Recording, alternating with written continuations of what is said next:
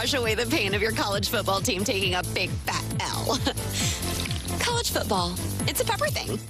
Don't let cold season make you miserable. Try the quick drug-free solution for nasal congestion, Navage. Navage uses gentle suction to flush out your sinuses with refreshing saline, helping you breathe easier, sleep better, and feel healthier all winter long. And here's even better news. Navage is now available at select warehouse clubs in a great new value pack. It's everything you need to start breathing better fast. Check out Navage at your local retailer today. Navage, N-A-V-A-G-E. Breathe easy.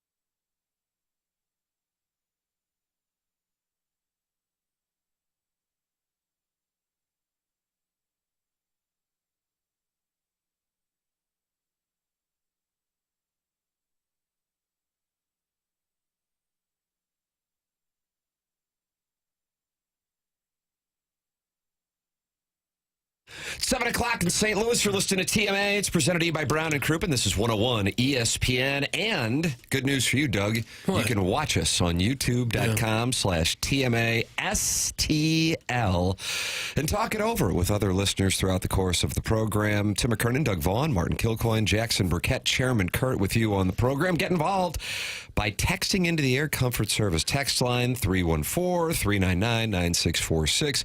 Call in the Collier and Thompson phone lines and be a friend of the Feather throughout the course of the program with Jackson's dossier, which, Martin, it says full court holiday press. And then there's not much else next to it. It just says full court holiday press. What does that mean exactly? That's what I was wondering. I was looking forward to would you call it workshopping it? Do you have a problem with somebody's? I don't love it. I don't love it, but I have a theory. Jackson looked at the calendar and said, it's almost Christmas. It's It's almost New Year's. This goes back to the Charlie Marlowe theory. Everyone shuts it down at Thanksgiving, and then they keep going to work for another 5 weeks, but they don't really do anything. It's just, we're 9 days out from Christmas, and I feel like in a blink of an eye, here we are, right up against it. Here we are. Wow. We're just coasting now, sort of. A Wednesday Christmas is a little tough, midweek Christmas. Is it tough? Well, I mean, what do you do Monday and Tuesday? Are you grinding Monday and Tuesday? Are you grinding Thursday and Friday? When do you take time for yourself and for your family? Did you notice the pitch alteration on family there? It was very wholesome. Brian, it was folksy. Almost Brian Kelly with his family. Speaking of which, by the way, on Christmas, 2 events this weekend in St. Louis outside of Blues hockey. 3 or 4 points against the Stars and Rangers. Doug, I'll take it. Sure you will. You had Sebastian Maniscalco, which Doug and I went to together. Not together. Were we there? We were there. No further questions. Okay. And the Chevy Chase thing for Christmas vacation that I talked about on Friday. So he came in and did a thing at the Fox where you watch the movie and then he takes questions. And I hadn't heard anything about it. And then I talked about it on the show and nobody else had heard anything about it. A handful of people, I suppose, but not many. And so I was debating whether or not to go. I said on Friday night, I'm just going to be absolutely exhausted. I already know how it is. We had the TMA thing the night before at Hot Shots in South You were County. doing shots till 2. I was up at the Stag Bar until 4 in the morning. Pink slip, huge night. With Biff. With Biff. And my wife was texting with one of her friends and said, yeah, we kind of got up in the middle of it. I think Chevy's lost his fastball. For lack of a better term. There were other terms used. Ornery? No. Okay. Just not as sharp as. Oh, no. He wasn't being subliminal, though. He wasn't doing material. No, it was not, like he is 81, I believe. I looked that it is up. correct. Oh, is he really? 81. But And so she left, and so I felt like I chose wisely by not going to that. when you leave, I don't know if anybody else went to it. Feel free to call in and talk with Chairman Curtin, 314-974-0101, and Chairman Curtin will put you on. I wanted to hear some reviews of that. The more people I mentioned it to over the weekend, they had the same reaction. They said, I never heard anything about it. Right, where was the promotion for it? Nobody knew anything about it, and everyone I said, I wouldn't mind that. That sounds kind of interesting. But when you say you left in the middle, if the movie played in the middle of his portion, I guess. Yes. Yes. So what's that, like a 3-hour commitment in the movie? And we watched it Saturday night. We watched Christmas Vacation without Chevy. He was not at my house taking questions. I would love to hear a little more. If anyone was there, I would love for them begging for calls on a Chevy Chase Monday. It's hard to believe he's 81 years old already, isn't it? Been around a long time. Just means we're getting old fast. Yeah, but he's getting older. You know what his real first name is? As I'm reading this on Wikipedia? I used to know this. Darnell Coles? No. Biff? Cornelius. Ah. I wouldn't have guessed that. But what was Just the a little fun fact is all it was. It was not a big We were news letting story. it breathe. Okay. God, I'm tired of this story. Okay, we'll move on. Nice, Jackson.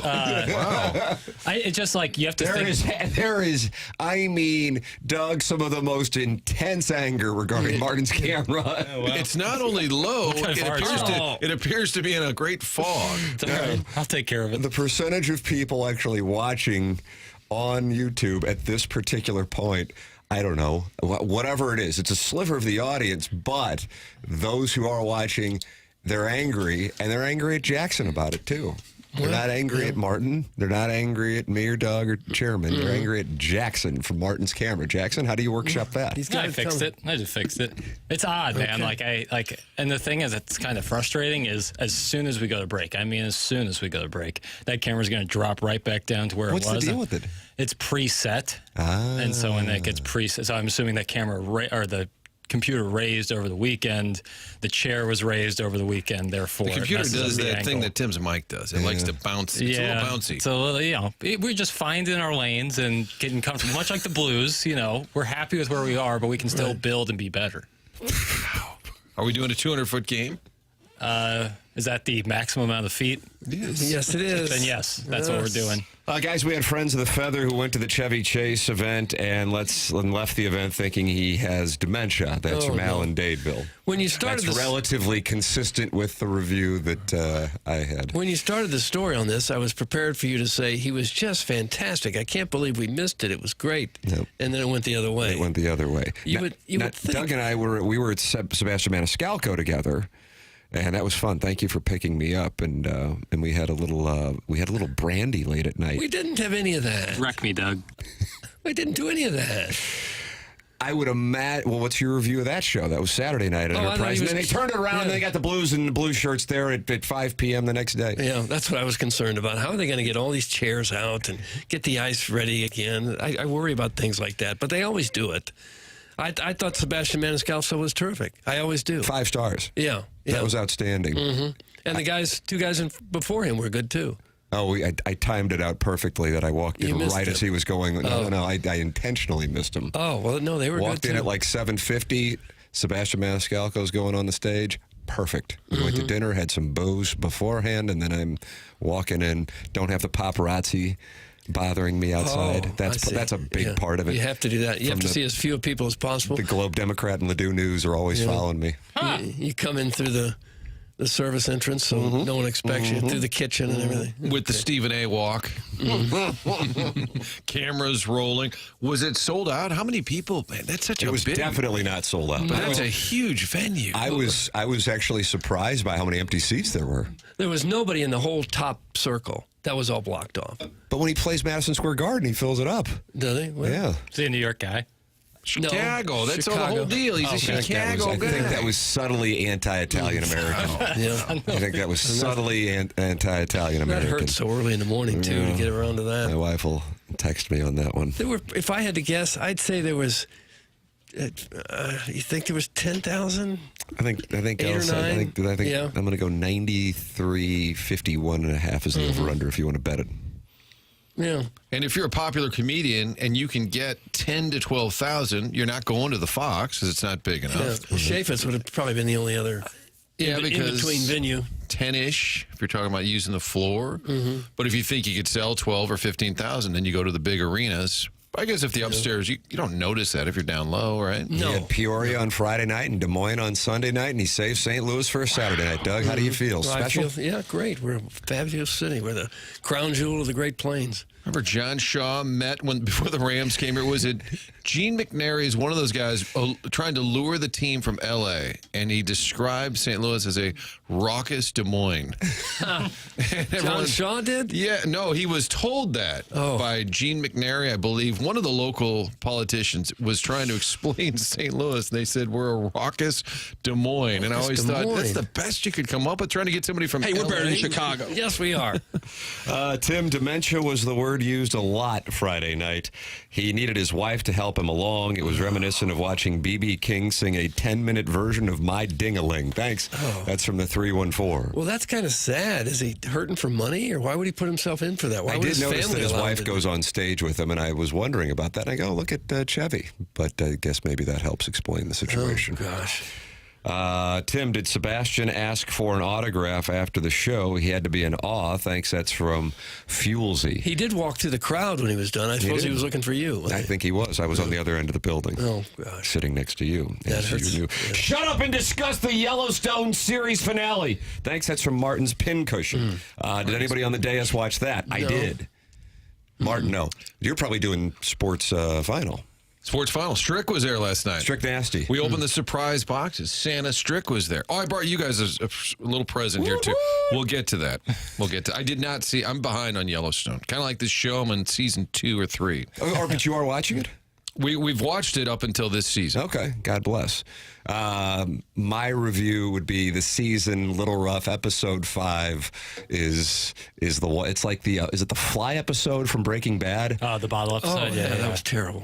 I don't know what happened in episodes. There were 6 episodes in the series finale and season finale, final season.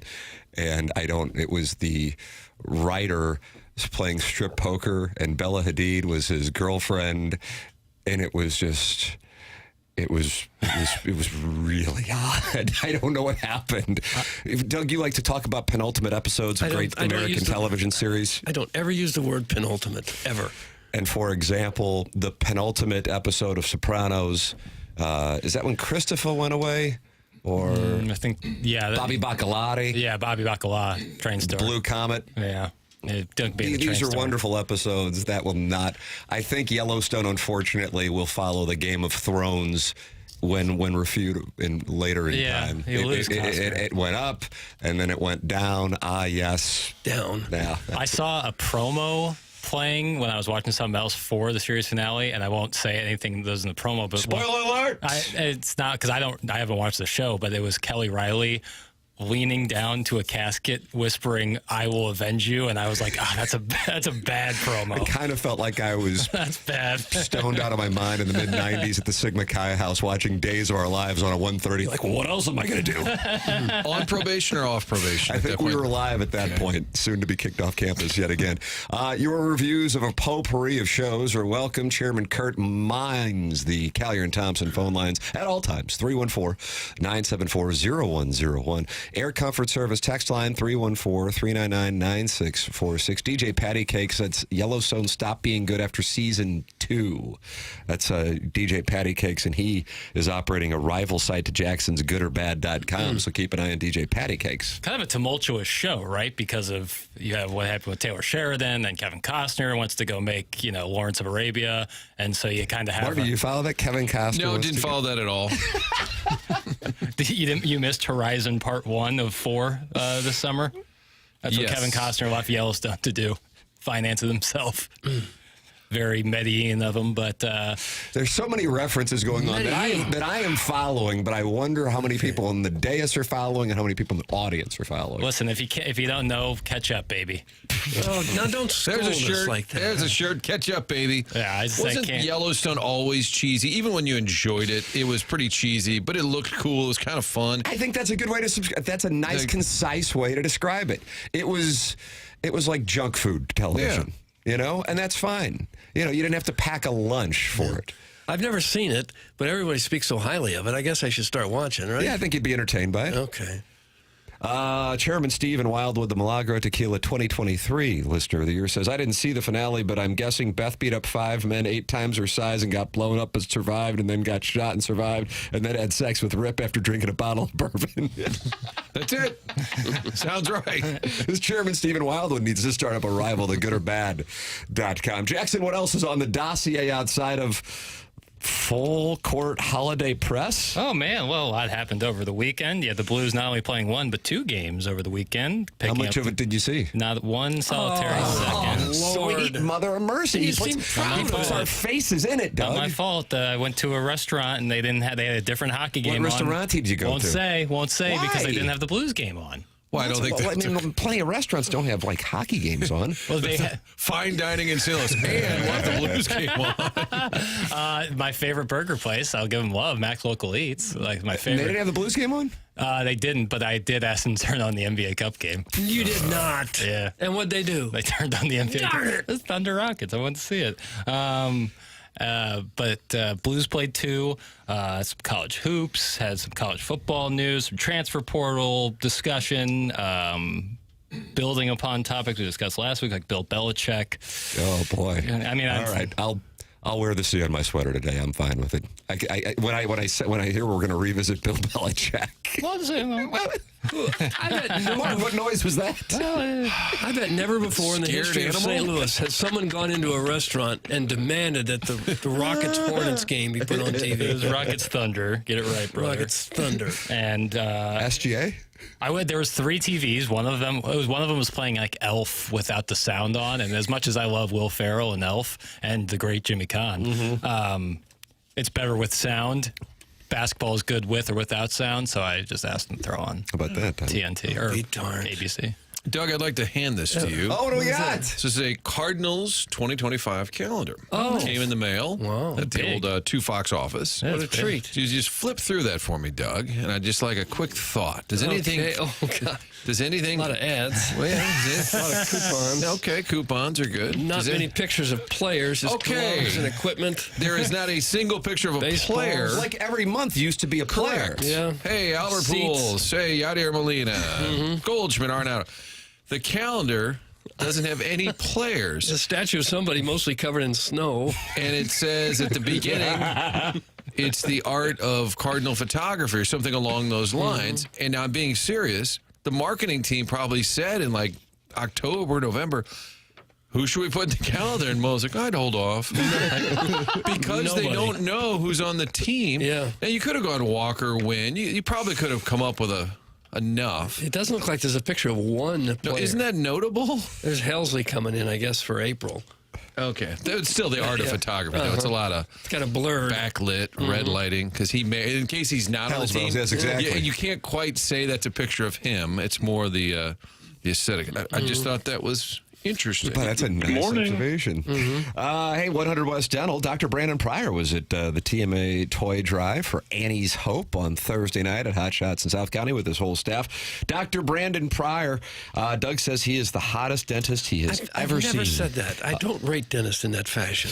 100westdental.com is where you can go to check it out. And if you are interested in going to Dr. Brandon Pryor and his team at 100 West Dental, they have a huge offer going on now that if you mention my name, you get $1,000 off an Invisalign package. If you're on the fence about Invisalign, they have a digital scanner that can show you a simulation of what it'll look like before you even go through with it. No dental insurance, that's not a problem. The membership plan at 100 West Dental aids in the cost of dental work for those who don't have dental insurance. It's 100 West Dental. It's in Manchester, right across from Munganess St. Louis Acura. That's where you will find them. They're online at 100westdental.com. Tim McKernan, Doug Vaughn, Martin Kilcoyne, Jackson Burkett, Chairman Kurt with you. This is TMA. It's 101 ESPN.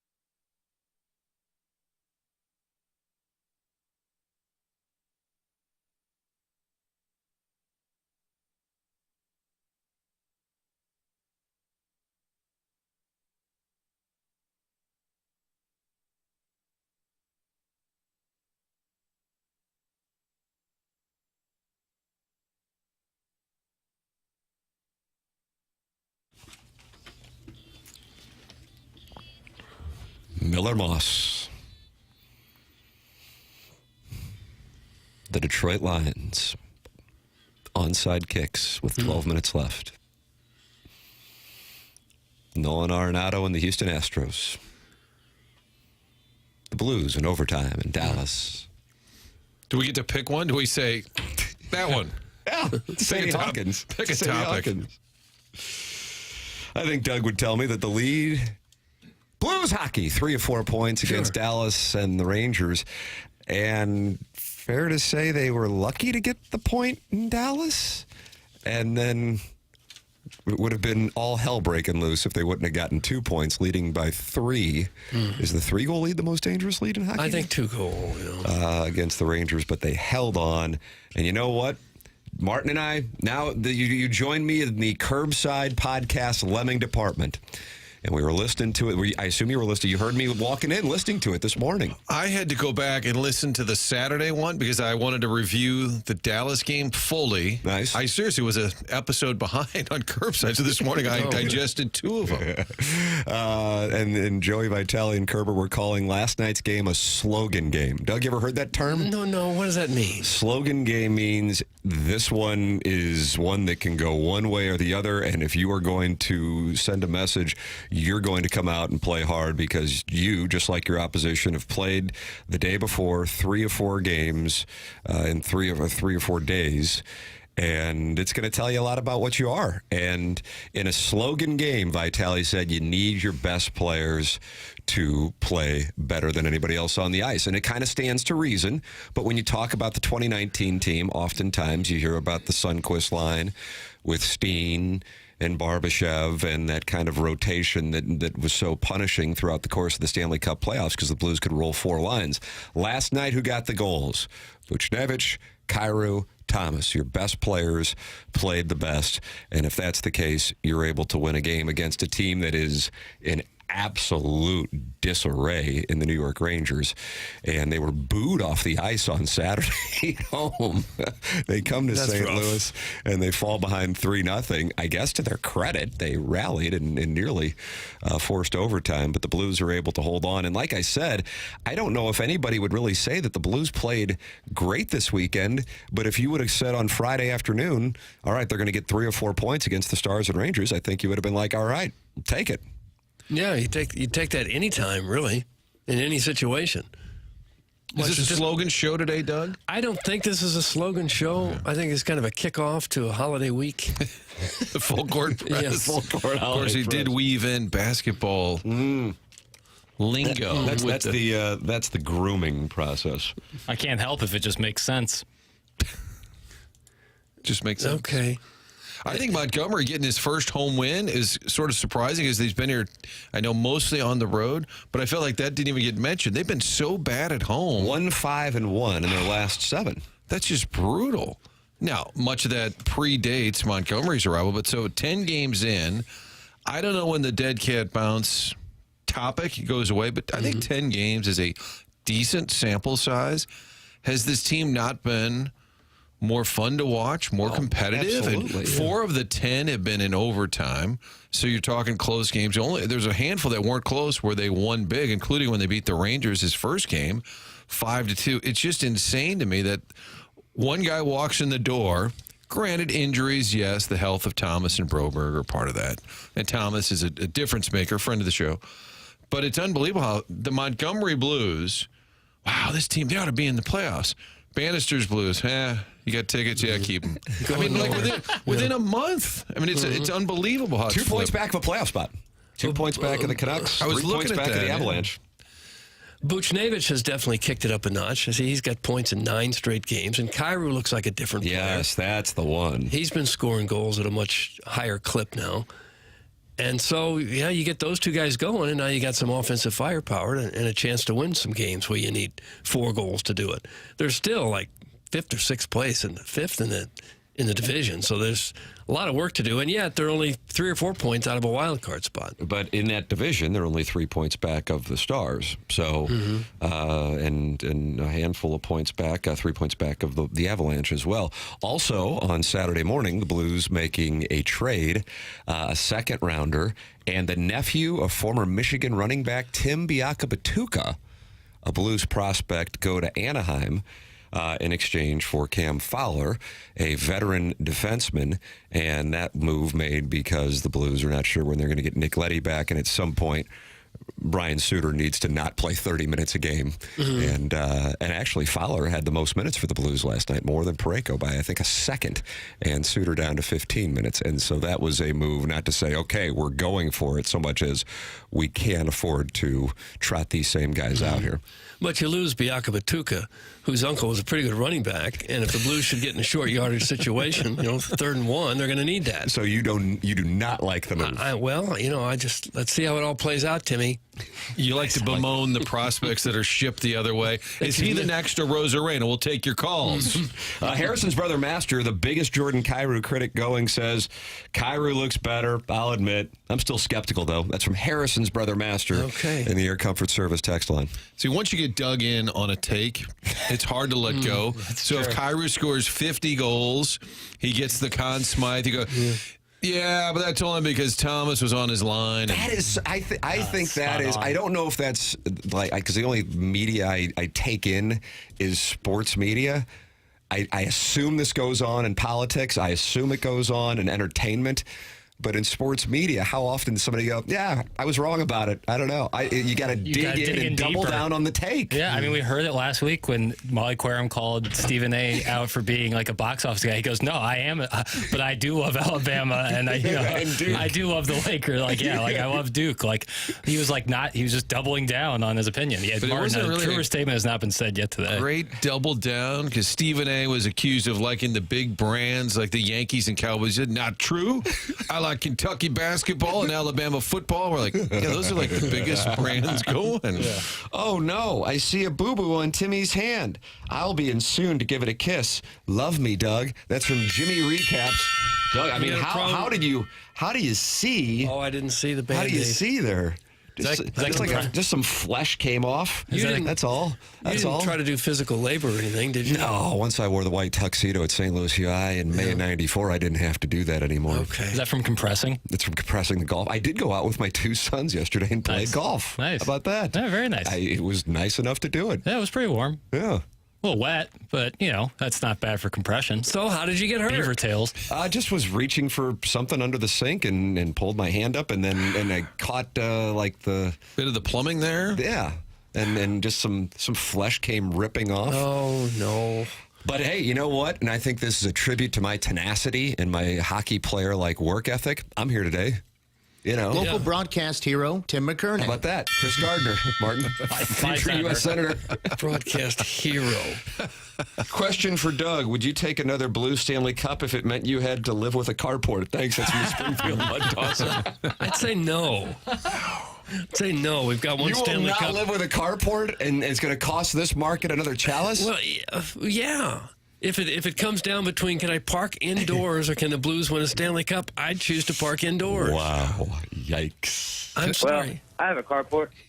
Maybe I'd think differently if they didn't have the one in 19. You'd be fine though. It's like 1 foot of separation between the home and the carport. You just have to be outside just for a second. But I store a lot of stuff in the garage. I don't want to give it up. What if you can keep the garage? You just can't park there. You have to park in a satellite carport area and shuttle home. I still want the garage. Like you live at the airport.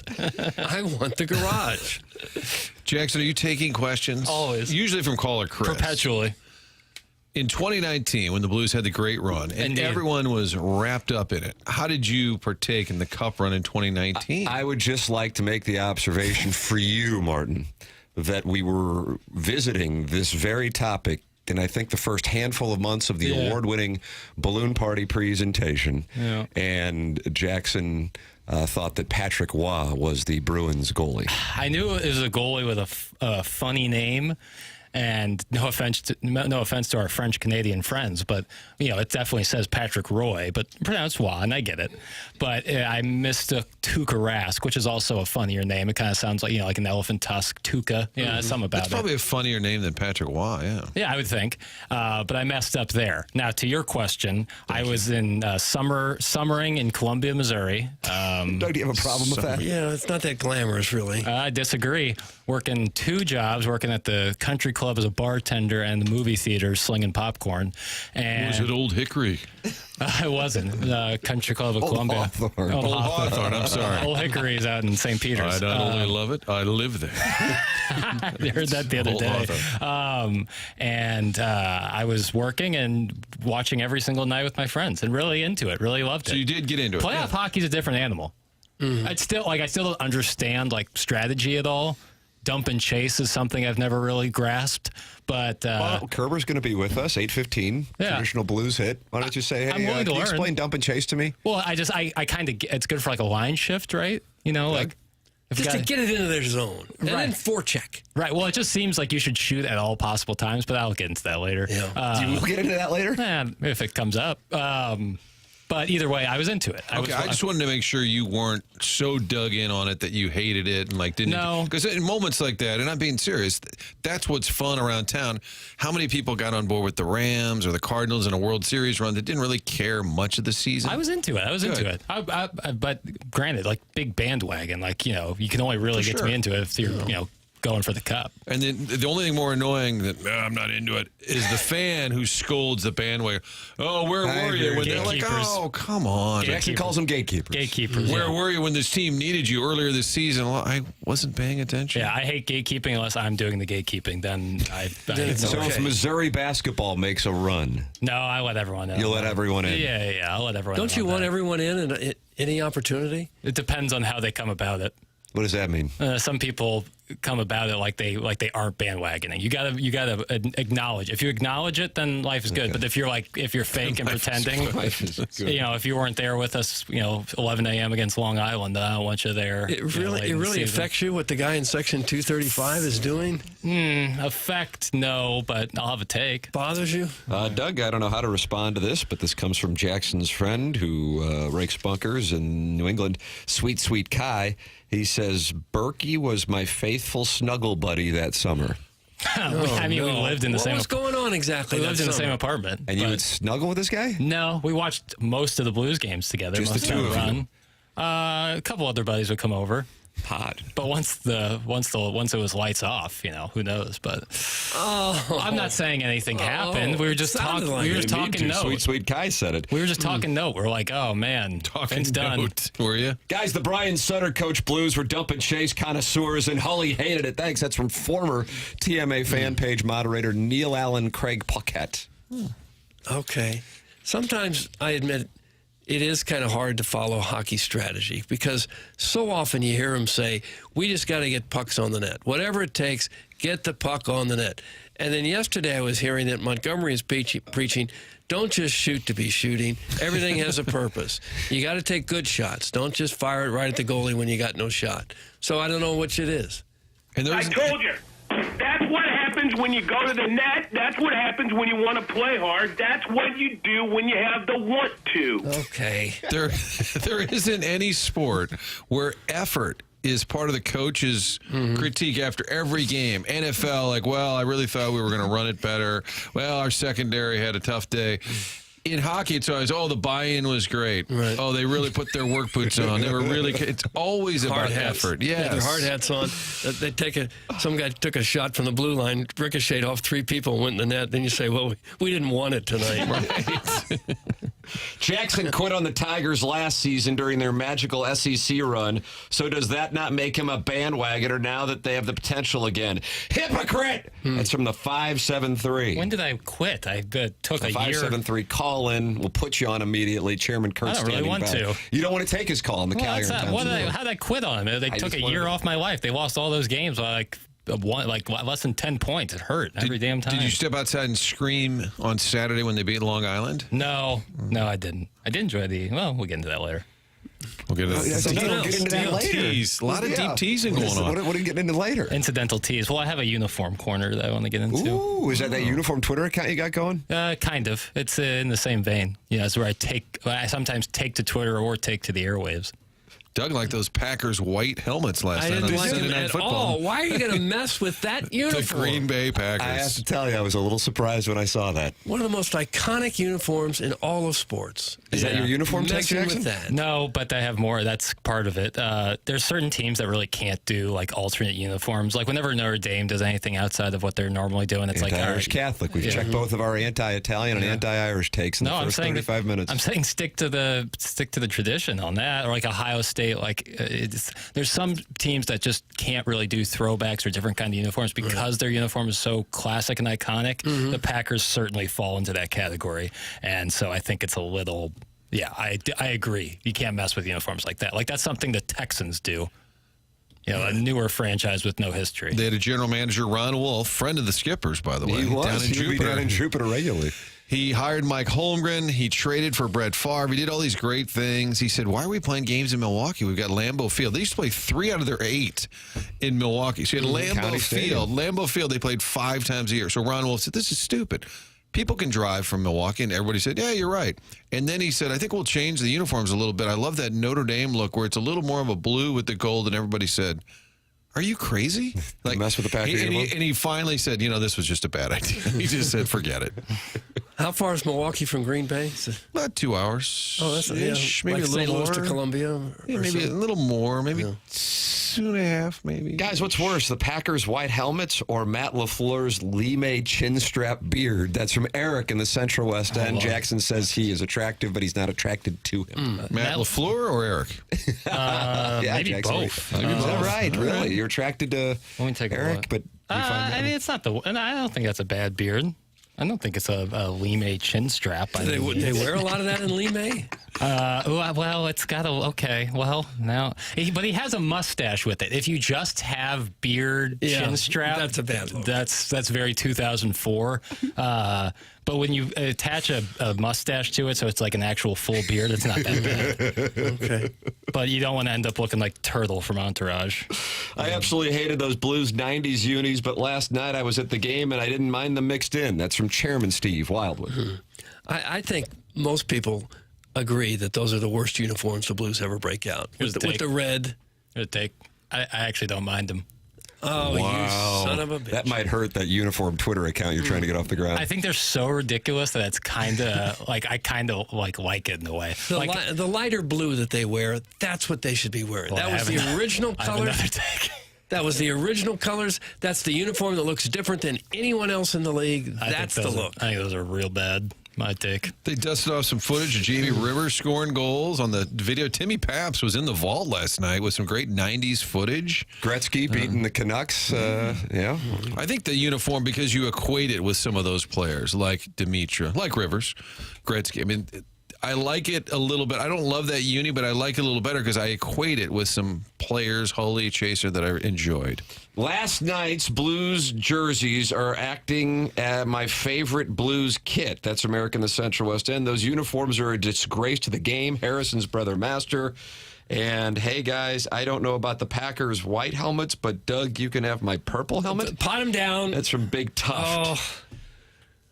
I don't. It's like the jersey itself isn't great, but the shin cylinder, what the hell they call it, above the skate, the part, there's like a red sleeve there at the bottom right by the skate. I think it looks stirrups? good. Is that what they are? Stirrups? I'm just going to throw it out Hockey there is and see if you the way remember. that they call hockey things is really weird. They call them hockey pants when they're so clearly shorts. So I don't know exactly what part of the uniform it is, but the red on the bottom is pretty cool. I don't hate them. That's my take. Bring back the dark blue circle arch patch. Jackson's cheering for that. Those are the It's best from ones they ever wore. 636. It's the best ones they ever wore. You can get involved on the program. Many people are. I got the YouTube chat active. I see MD 2020s in there talking to Don Pepe and Ricky Summers. Chairman Kurt standing by on the Collier and Thompson phone lines, 314-974-0101. And, of course, the Air Comfort Service text line, 314-399-9646. Tim McKernan, Doug Vaughn, Martin Kilcoyne, Jackson Burkett, Chairman Kurt. This is 101 ESPN. The program is The Morning After, and it's presented to you by Brown and Crouppen.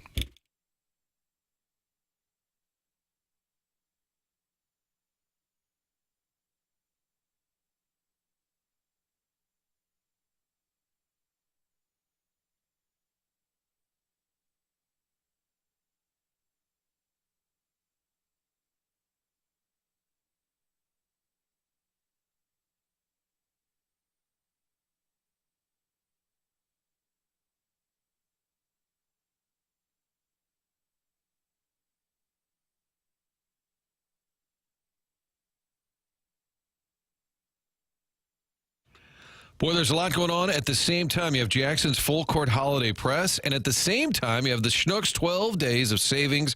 We are knee deep. It started on December 11th. It's going to roll into December 22nd. This holiday season, get up to 25% off your holiday essentials. Fresh berries, those party trays so popular at the office party. Going to save big during the 12 days of savings.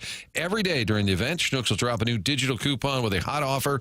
Look into the Schnucks Rewards app. That's where you'll find the daily offer. Clip the coupons. It's only available in the app. Make sure you've downloaded the Schnucks Rewards app. Each offer lasts just one day. Make sure and grab these hot deals while you can. Check out the weekly ad as well in the Schnucks Rewards app. View all the great offers. Save money. 25% off daily during the 12 days of savings happening right now until December 22nd. It's a full court holiday press in and of itself. 12 days of saving at Schnucks, only in the Schnucks Rewards app.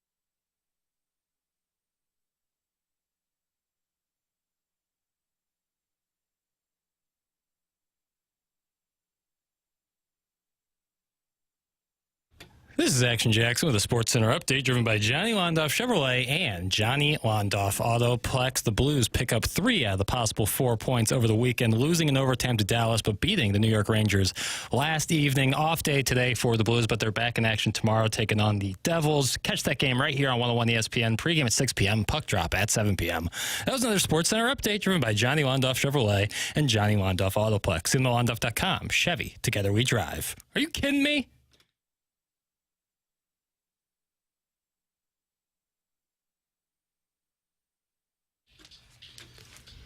TMA 101 ESPN, Tim McKernan, Doug Vaughn, Martin Kilcoyne, Jackson Burkett, Chairman Kurt with you on the program. And you can email in for our Design Air Heating and Cooling email of the day, the morning after at InsideSTL.com. That's how you can email into the program, the morning after at InsideSTL.com. It's Design Air Heating and Cooling. Online at DesignAirService.com. Doug, temperatures plummeting this week. It's warm today, was warm yesterday, plummeting later this week. I'm just warning you about it. I don't want you to be upset when you go outside on Sunday and it's 20 degrees, okay? You're going to be fine. Won't be. You say they're plummeting? Yep. Lows in the hanging around the teens later on in the week. So if you have a heating service issue, make sure you're working with Seth Goldcamp and his team at Design Air Heating and Cooling, online at DesignAirService.com. The longest running TMA sponsor, talking about a decade of being with this program. And the sponsor of the email of the day, I'm a client, Doug's a client, Martin Kilcoyne's a client as well. It's Design Air Heating and Cooling, online at DesignAirService.com. Design Air, very happy to be a client of Design Air Heating and Cooling. Email in for our Design Air Heating and Cooling email of the day. Nolan Arenado to the Astros? In perhaps the clearest sign, the organization is moving on from Alex Bregman. The Houston Astros have emerged as a serious suitor for Nolan Arenado. Multiple sources told The Athletic no deal is believed to be imminent, but conversations between the Cardinals and Astros have increased since the winter meetings, during which John Mozeliak acknowledged he, quote, intends to try moving Arenado. Doug, Houston and Nolan Arenado, how do you feel about that? Yeah, well, I really only care who we get in return, because it does appear that he's gone. I saw one report yesterday, sounded like it was already done. They even had the players coming this way. And I looked for other places to verify that and didn't find anything. They said Isaac Paredes was the guy that they were going to get, the Cardinals. Third baseman, younger guy, 25 years old. And there was some other name that I didn't recognize. Boomer Kingsley? Is it Boomer Kingsley? I guess at this point, as long as they can dump as much of that salary as possible, I guess that's all that matters to them. Right now, anyway, just so they can free up some more money to go get younger players. The agent Joel Wolf said he wants to be on a team that has the throttle down. He wants to go somewhere where they intend to win instead of intending to try. I'm adding that part. He didn't say that. Joel Wolf said he wants to be on a team that has the throttle down. It's got to be a little embarrassing for Arenado, the way this is playing out. Doesn't it feel as if they just can't quite find a trade partner? And his list of teams did not include the Astros. He was willing to go to reportedly Dodgers, Padres, Phillies, Mets, Red Sox, teams that might be winning and definitely are spending. And then he added the Angels, which we decided was out of convenience, we think. Yeah, to improve his golf game. I'll be curious, Martin, if when Bregman signs and there still isn't movement for him, then at that point, I feel like Bregman could be a domino for Arenado. Well, if they could indeed get this Isaac Paredes, that would be a really good deal. He had better numbers than Arenado last year. He had 19 homers, drove in 80, 25 years old. I think you'd do that in a heartbeat, wouldn't you? Stacey McMillan. Oh, I don't know if she's part of the deal or not. But if you can get a guy who's putting up the same numbers and he makes $30 million less, I'd say you go for that. I think they'd be over the moon if they can get some decent return, because the big focus here is on cutting into that salary. I guess the Rockies still owe $10 million. The Rockies are still paying Arenado. Yeah. I'm telling you, I would convince him to go back to Colorado, Doug, and say, well, they're paying you anyway. Why don't you just go back to the Rockies? Well, they don't have the hammer down. It's kind of sad, though, if you're a Cardinal fan, that Houston is this, not a gold standard, but like, there's a winning organization. Got to get out of St. Louis so I can go to the Astros. That should smart a little bit. It's one thing when it's the Dodgers, the Yankees, the Mets, okay, the big money teams.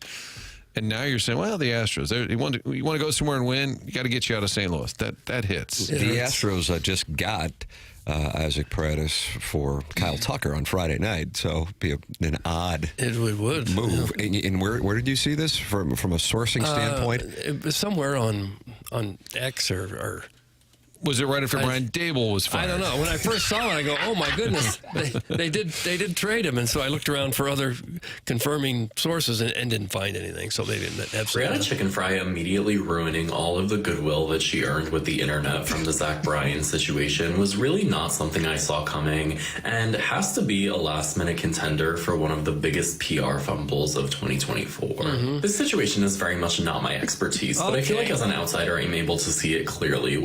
I love that.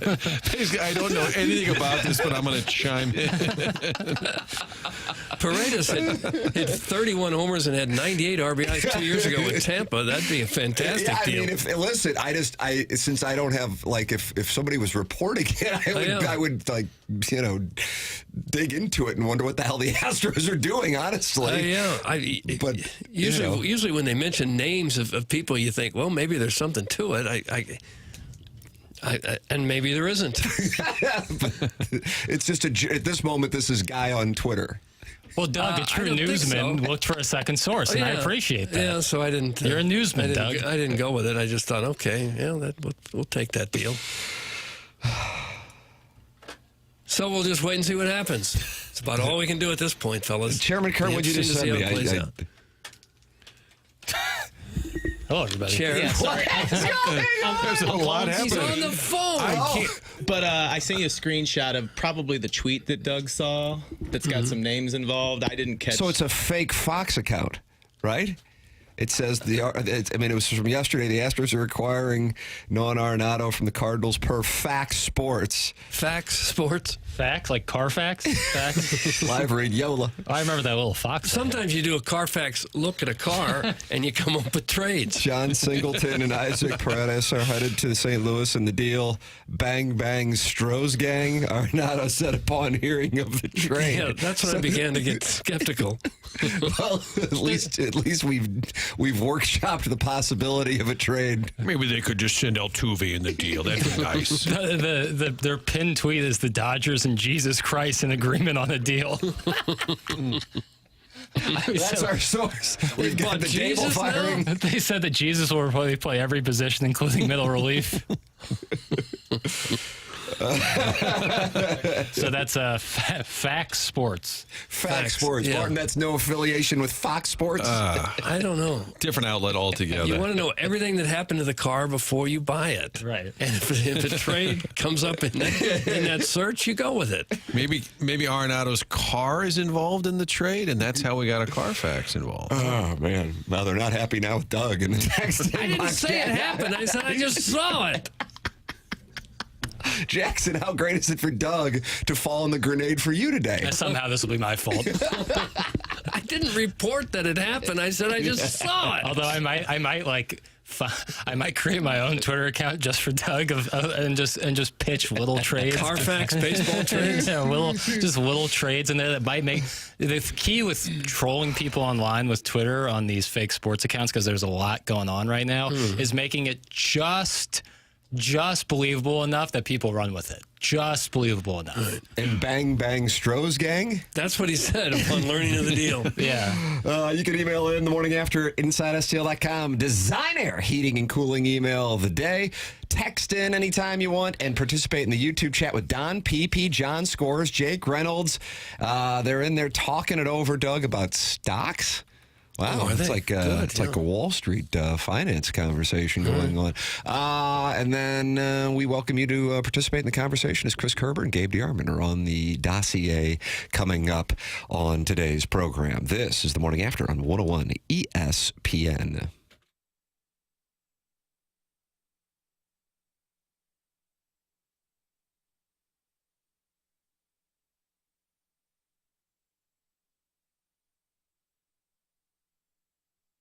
The name of the game on TMA is talking about advertisers who specialize in being accessible to our audience. And Stewie from Stewart's American Mortgage certainly falls into that category because he gives out his personal cell phone number. Here it is, 314-324-4440, or you can Google the bagel loan. And Stewie joins us right now. Stewie, let's talk about cash out refinancing and how cash is king. Tim, cash is king. It makes life better. It makes life worse. That drives everybody's lives and the quality of their lives. Yesterday, an ESPN listener on Sunday was considering driving to a bank to get a home equity line of credit. He needed about $150,000. He said, let's go get it from the bank. It's easy and simple. Let's go ahead and do that. What he didn't realize was a home equity line of credit is an adjustable rate mortgage. It's not a fixed rate mortgage, and you pay for 5 to 10 years, and guess what? Then they go ahead and say, we want our money back right now. If you don't pay us, we're going to charge you 20% interest. That's a bad vehicle to do. Do a cash out refinance, pay off those credit card debts, get the money you need for a kitchen, maybe a jacuzzi, maybe go to the casino with me one night, whatever works. Yes. Do it to have a better quality of life, but do it as a 30-year fixed rate, 15-year fixed rate. You'll be surprised. Sometimes you go 20 years, 30 years, 15 years. We make it work for you, and that's the key. Don't go for those home equity lines of credit. They're dangerous. Refinance, get the cash out, get a regular fixed loan. Stewie from Stewart's American Mortgage is the guy to talk to, and you can do so with his personal cell phone, 314-324-4440, 314-324-4440, or Google the Bagel Loan.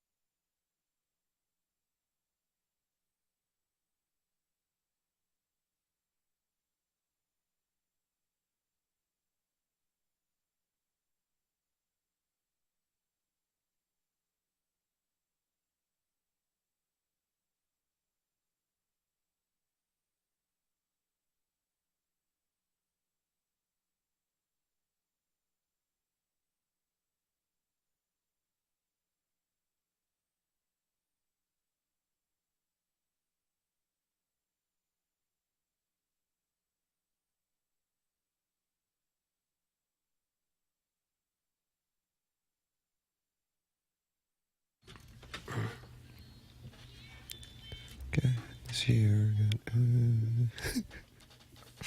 This time, telling you. World Series. This is inspiring. Going.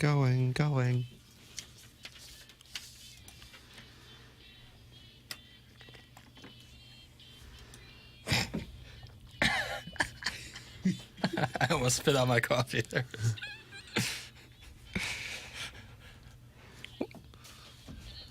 Mm-hmm. Well, somebody's going to win the World Series. I like the idea of grabbing Matheny. Grab your Matheny and your freeze. Ladies and gentlemen, this program's called The Morning After, and it airs on 101 ESPN and also youtube.com/TMASTL. Get involved on the program by emailing in for our Design, Air, Heating, and Cooling email today. Call in, Collier and Thompson. Phone lines 314-974-0101. Chris Kerber with us coming up at 8:15. In his first comments since being fired, Drew Bannister talked it over in an interview with the Post-Dispatch. He said, when it happened, those conversations are quick. They're uncomfortable at times, and obviously for me it was disappointing, but certainly I understand what Doug's process was going through that. For me, it's disappointing not being able to follow through with what I intended to do for my term of my contract. But he said he is not bitter about what transpired. There's so much more positive than this one negative. The Blues have been really good to me. Doug has been really good to me, giving me my first job as an American League head coach, gave me my first job as a head coach in the NHL, and the first one to fire me. A lot of firsts with Doug. First one to fire me. It seems like he might have used profanity, Doug, and I'll explain this to my kids later on tonight.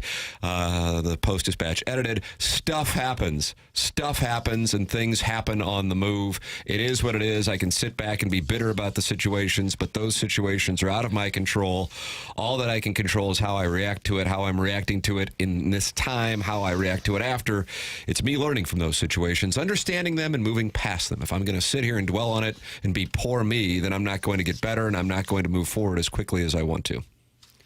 I almost asked JR the other day if he'd reached out to him. I figured it would be Lou Korek, JR, Matthew DeFranks, the guys who cover the team day in and day out. But I thought that was sort of surprising. Anytime somebody gets fired, you try to get reaction. And that one just sort of came and went, and nobody heard from the man. I appreciate his comments. It's probably true that he is appreciative. He got a chance to be a head coach, and he did work for the Blues a bunch of years before that. Armstrong is a real gangster. He fires all these guys, and they all like him. Yeah. You know, his buddy Hitch today, I was texting about something TV-wise. He said he'll be in meetings all day. Ken Hitchcock, before the MAC Jack Buck Awards tonight, he said, I won't be getting to the MAC till later because we've got meetings all day. I'm like, these guys, you got fired by these folks. There you are in meetings. I saw him in the press box last night during the game.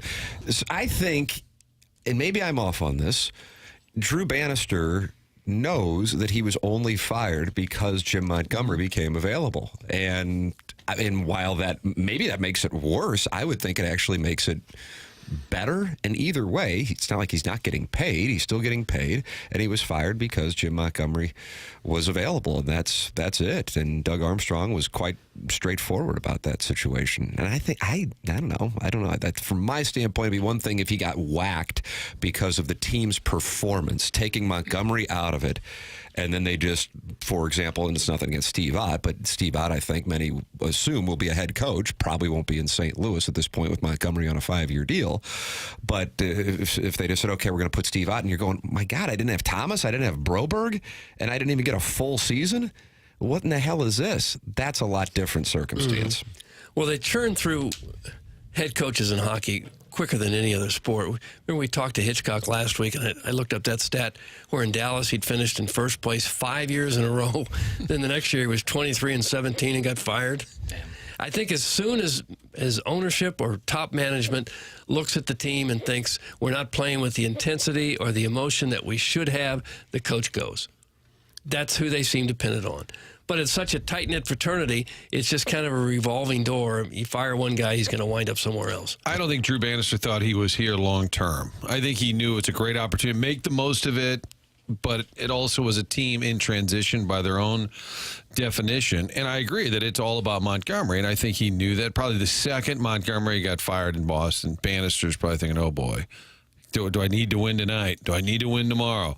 Boy, I'll bet you they're talking to that guy. And Armstrong admitted that first night, Wednesday night, he called Tom Stillman as soon as Montgomery was available. So I think that kudos to the Post-Dispatch getting the comments.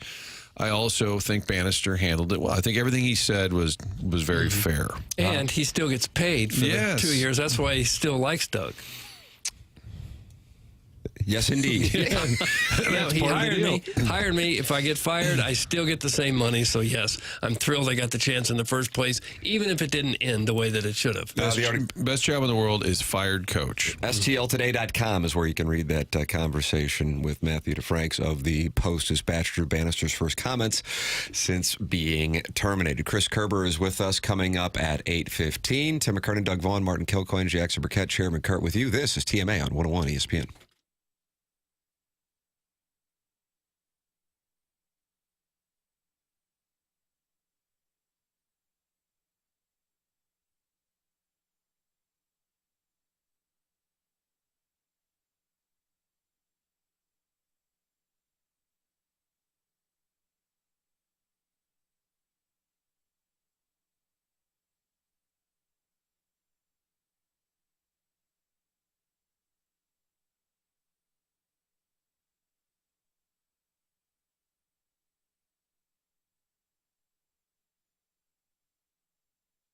I'd like to talk with you about Aesthetic Design and Build, and Dan and his team at Aesthetic Design and Build. They have a showroom in Chesterfield Valley, which I have visited, and they walk me through all the different types of custom work they are capable of doing, from a full-on custom deck, adding on a pergola, or even looking to shade your covered patio with retractable screens. Then they came to my house and showed me what they could do with our outdoor space. The best thing is they don't take this high-pressure sales route or come back weeks later with a gimmicky discount.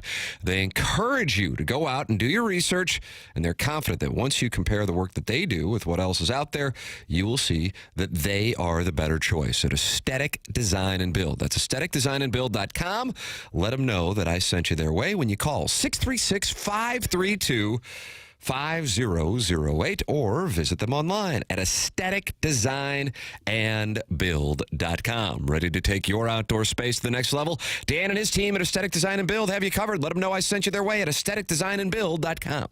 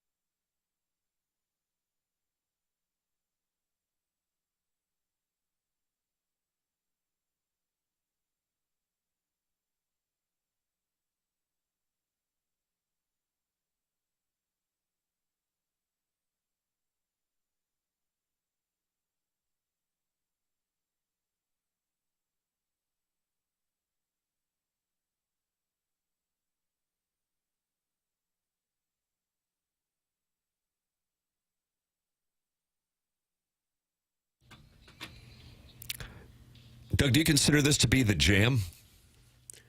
Well, it's one of many jams. The jam, I'm not sure about that. Jackson, how do you feel about it? Pretty solid.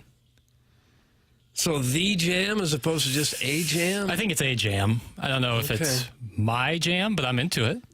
First time I've ever heard it. 87? Oh, I don't know the years, Martin. I think you're going to get credit for it because we give you a one-year berth on either side of your wager. I think the correct answer is 88. Terrence Trent D'Arby. That's right, and he was said to be the next Michael Jackson, and it didn't necessarily pan out that way. But when my wife and I were heading to Sebastian Maniscalco on Saturday night after having a delicious feast, where they did have the NBA game on, by the way, where I was Were you dining. at Max? You didn't know you were there at the same time. Olive and Oak at the end of the bar, just sitting there having some booze, and I like that charred octopus. God, that sounds horrendous. Oh, it's so tasty. Anti-live read. Charred octopus? Anti-live read. New sponsor, Olive and Oak, will be pulling their advertising. Well, they have other things on the menu. Yeah, and so I'm just sitting there, and then we're driving, and I go, oh, this is the jam. And she goes, yeah, why don't you play this as return music? And I go, okay, why? And she goes, well, that way I know that you're actually listening to me while we're talking. I go, oh, no problem. She checked a lot of boxes right here. So right there, I'm like, well, she just texted me that our son, the last Sunday night, he got sick on the vomit comet, Doug. Is that what you call it, the vomit comet? Sure there is. And then last night, I should say, she just texted me that he got sick again. And I'm just like, God bless America. What the hell's going on? Because he had been totally fine. I gotta be honest. I'm not going to name the restaurante under any circumstances. You can email me and offer to Venmo me $1,000 and I won't do it. Big Boy? What big show? You're just taking a shot at Shoney's? I thought wasn't Big Boy the one with the big guy in the restaurant? Yeah. Yes. Why are you? I said I'm not going to name. Why'd you go to Shoney's? I just picked the weirdest restaurant, like the most we went to Shoney's last night. Are there Shoney's still around? Boy, I hope not. I don't think so. Are there? I'll let you know. All right. Please continue. I apologize. That I kind of think we might have gotten hit last night. Oh, no. I kind of think. So I don't think he's sick. I kind of think we might have got. My friends in my neighborhood. You can text me and I'll let you know. Got it. Because I kind of feel like we might have gotten hit. Because I kind of got I was like, oh, I don't feel so great after this. And then he was like, my stomach hurts. And I'm like, uh-oh. Yeah. I think we might have gotten hit. Little bit. You know where I'm at with botulism, if there's even a... Controversial stance. Well, I was. This guy's a taste. I don't really have a stance on botulism. Well, if there's even a whiff of anything rye, I'll dump the whole meal into the trash. I don't care. Whiff of a rye. I won't even drink milk 2 days before the expiration date. I'm pro-botulism. I drink almost I know. And your haphazard approach to it scares me. Clip that off. Shoney's. I should worry more than I do. I know. Yeah, 100%. As of April, there are 58 Shoney's locations in 16 states. Which state do you guys think has the most Shoney's restaurants? It sounds like a Kansas type of thing. God. SEC. It definitely seems Midwest heavy. Yeah. I was going to go either Tennessee or Texas. Texas Alabama. is a good play. 11 locations. So is that Big Boy too? I think Big Boy was... It's kind of like Hardee's and Carl's Jr. I feel like they're the same thing. Got but it. under a Rallies, different checkers. umbrella. Yeah. My wife just texted, he kept waking up crying, saying his tummy hurt, so I brought him in, and then he vomited everywhere, and now he's perfectly fine. Isn't that a food poisoning tell? Yeah, that's botulism if I've ever heard it. It's botulism if I ever heard it, Doug. Okay. Yeah, I'm so scared of it. As soon as you throw up, then you're okay? What? Sorry to bother you. Yeah, where was your attention? I mean, we're doing a show. Who knows? You know, As soon as you throw up, you're okay. That's a sign of botulism. It depends on how I've talked before about letting the devil out, which is essentially like after a long night of drinking, you essentially purge yourself to get. I actually, when I have the spinners, and I haven't had them in a long time, I don't know when I'll have them again. After having a lot of libations. You know that, Doug, you're going to have to let the devil out. Yeah, it's delaying the inevitable. Before you go to bed, right? Yeah, ideally. Or you do it in the morning. You stick your finger down your throat and make yourself throw up? Yeah, it's not pleasant. Doug, was it the Blues playing the Stars and Corey Stillman got the game winner in overtime against Dallas in 2001? Am I right on that? I don't remember that. I thought you were a sports guy. Yeah, exactly. And the Blues were playing the Stars, defending Western Conference champion. They had lost to the Devils the year before. Am I right on that? Okay, yeah, let's go with it. And I was down there. Did you cover that series, Martin? Blues, Stars, they lost to the Avalanche. Peter Forsberg, appendicitis. The next round, Alexei Gusarov smoking under the bleachers before the game at the Pepsi Center, which is now Ball Arena, home of the Nuggets, Jackson. Yeah. And we went out, and it was a lot of my friends lived in Dallas, and we went out and got after it. And there were some neighborhoods in Dallas, not only with great restaurantes and booze, but wonderful lasses as well. And the dames were everywhere that night. Were they SMU ladies? I think it probably was SMU. Very interested in somebody from South St. Louis. And my God, I remember getting back to the hotel, and there was one of those damn morning skates. And it's like 4 a.m, and I had the spinners, and I'm like, I gotta let the devil out. Yeah, 100%. You have to do it, and it sucks. It sucks, but you know you have to do it. And I turn into like a sweaty mess when it happens. A sweaty mess. You can see it all over me. Like my face gets all puffy. It's Have you ever seen Jackson before he lets the devil out? No, I haven't. It's very Exorcist coded. Oh. It's not great, but I will say it does help right afterwards. Like that, after you're done, it feels a lot better. But it's probably the same way with like food poisoning. I've never had it because again, I'll I'm so against botulism. That's not exactly a big stance. This Jackson Burkett, did you hear him this morning? He's against botulism. Every piece of He chicken. thought Patrick Waugh was the Bruins netminder. Yeah, 2 for 2. Every piece of chicken I've ever eaten is dry. I'll take that every time over even thinking about undercooking a piece of chicken. Oh. Now, Tim, when you're trying to impress these SMU dames, as you call them, Yes. do you make up a story to enhance your position? Like you tell them your father owns the Arch or something? The Arch. You know, a couple of years ago, I was bussing tables at PH Roast. And just see if that works. That would work. Yeah. How's your slide piece? And then I bring up that slide piece. Chuckles, Marlowe, Drobs. They're prominent, Martin. Where was the Rich Gould influence on you as a young sport? Now listen, Junior, nobody needs to go to a morning skate. You got that sound from the day before. That's just fun. They're not going to say anything new or interesting. Boy, I'll tell you, you're right about that. It's like one of those biscuits that flip out of a can. Did you see he was on the field at the link yesterday? Was he? Rich was? Yeah. It was Sirianni? Sirianni was not in The the pick. 10-game winning streak? Yeah, he was there. I'll pull up the pick. I forget who that. Uncle Rich was? Oh, that's outstanding. We got to get him on. Yep. You want him on tomorrow? I'm telling you, the Lions lose yesterday, and Rich Gould's Nick Sirianni-led Eagles win. Beware the Eagles and Bills Super Bowl, Doug? I'd be into that. He was hanging with Big Dom. Oh, security guy? Security guy. Yeah, I could see I could see them being fast friends. Mug and Ass, sponsor of the 7 o'clock hour on TMA and longtime sponsor of this program. Online at stlouisacura.com and altontoyota.com. And there's a secret number for the listeners that you can call or text. Yeah, like to hear it. 314-252-0029. Now you're working with Jamie Burkhardt. Now you're working with Peter Munganast.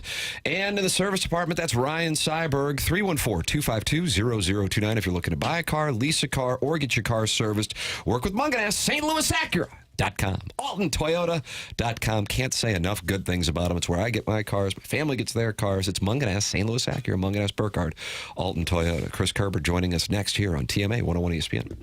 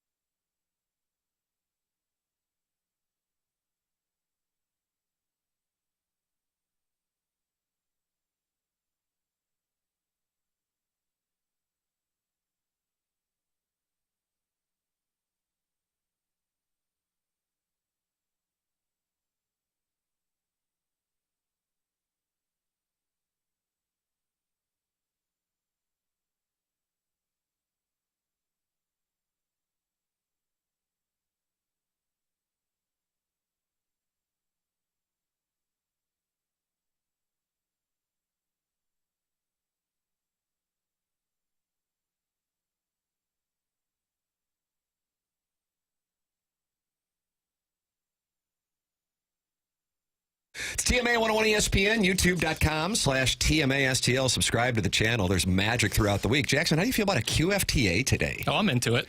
On a rainy day like today, seems like a prime time. All right. T. McKernan at InsideSTL.com. Any questions, comments, and erotic stories, send them to me. I enjoy them, and there's nothing hotter than me and Jackson in a small room reading erotic stories to each other. As it gradually gets warmer in the room. Oh, no. It's hot. TMCKERNAN at InsideSTL.com. We'll do that around 11:15 on the TMA YouTube channel. So that's anything goes there. It is our pleasure to welcome to the Collier and Thompson phone lines, ladies and gentlemen, the voice of the St. Louis Blues, Chris Kerber. Morning, Kerbs. Morning, fellas. How are you? Wonderful. Guess what? You'll be proud to hear this. I've got Martin Kilcoyne addicted to the Curbside podcast, so much so that he listened to 2 of them this morning from the Stars game and the Rangers game. I was an episode behind, and I wanted to digest everything from the Dallas game before I moved forward with the Rangers game. So I double-dipped on the Curbside this morning. Listen, the whole idea of it, and that's a good thing, Martin. That way, if you miss the game because you have a life, you can still get up the next morning and within 20 minutes get all the highlights, breakdown, and get an idea what happened in the game. It's a great podcast. I really am a fan. I don't come into the show before I wake up. It's the first thing I listen to, honestly, when there's a Blues game. And last night, I thought it was exactly, I always also feel validated with my opinion on a game. I hear you and Joey or Cam talking about it. And that is, in a game like that, in a weird spot like that, where both teams played the day before, the Rangers get booed off the ice, losing to the Hurricanes the day before, and the Blues have an odd game against the Stars, a lot of travel. You need your big boys to step up, and look who scored the goals for the Blues last night. The big boys absolutely stepped up. Yeah, there's 2 games I think you can compare to prove this point, and it's the last 2 home games. You had the game against San Jose, and then you had this one. Now, look, the Blues have played, I think it was 12 straight games in different buildings over like 19 days and 4 different time zones. It was really just, it's one of the harder, more grinding schedules that I can remember the team being a part of over the stretch of a month, dating back to like a week before Thanksgiving, and frankly running straight through until the Christmas break here in a week or so. But compare the San Jose game and that game. You've got a team in the New York Rangers that were struggling last night. San Jose actually had been playing some pretty good hockey, coming in for the most part over the previous 15, 20 games. The difference was the Blues' best players weren't their top players in that game, and they needed to be in this one. And this is a real positive here, guys. I think Jim Montgomery challenged it. If you go back to that San Jose game, you heard all the players saying what the coach said. Every player after the game was talking about, look, when you don't have your legs, you've got to be able to use your head, and we didn't do that very well. Last night, Jim Montgomery was saying, look, we've got to take care of home ice here. Let's get the crowd into this thing early. Let's give them something to cheer for. And it was just a little bit more motivating than just X's and O's. And the players after the game were talking about that. We asked Pavel Buchnevich about it, and I said, well, what was the biggest message from the coaches? And he said, just come out with energy and give the crowd something to be happy with.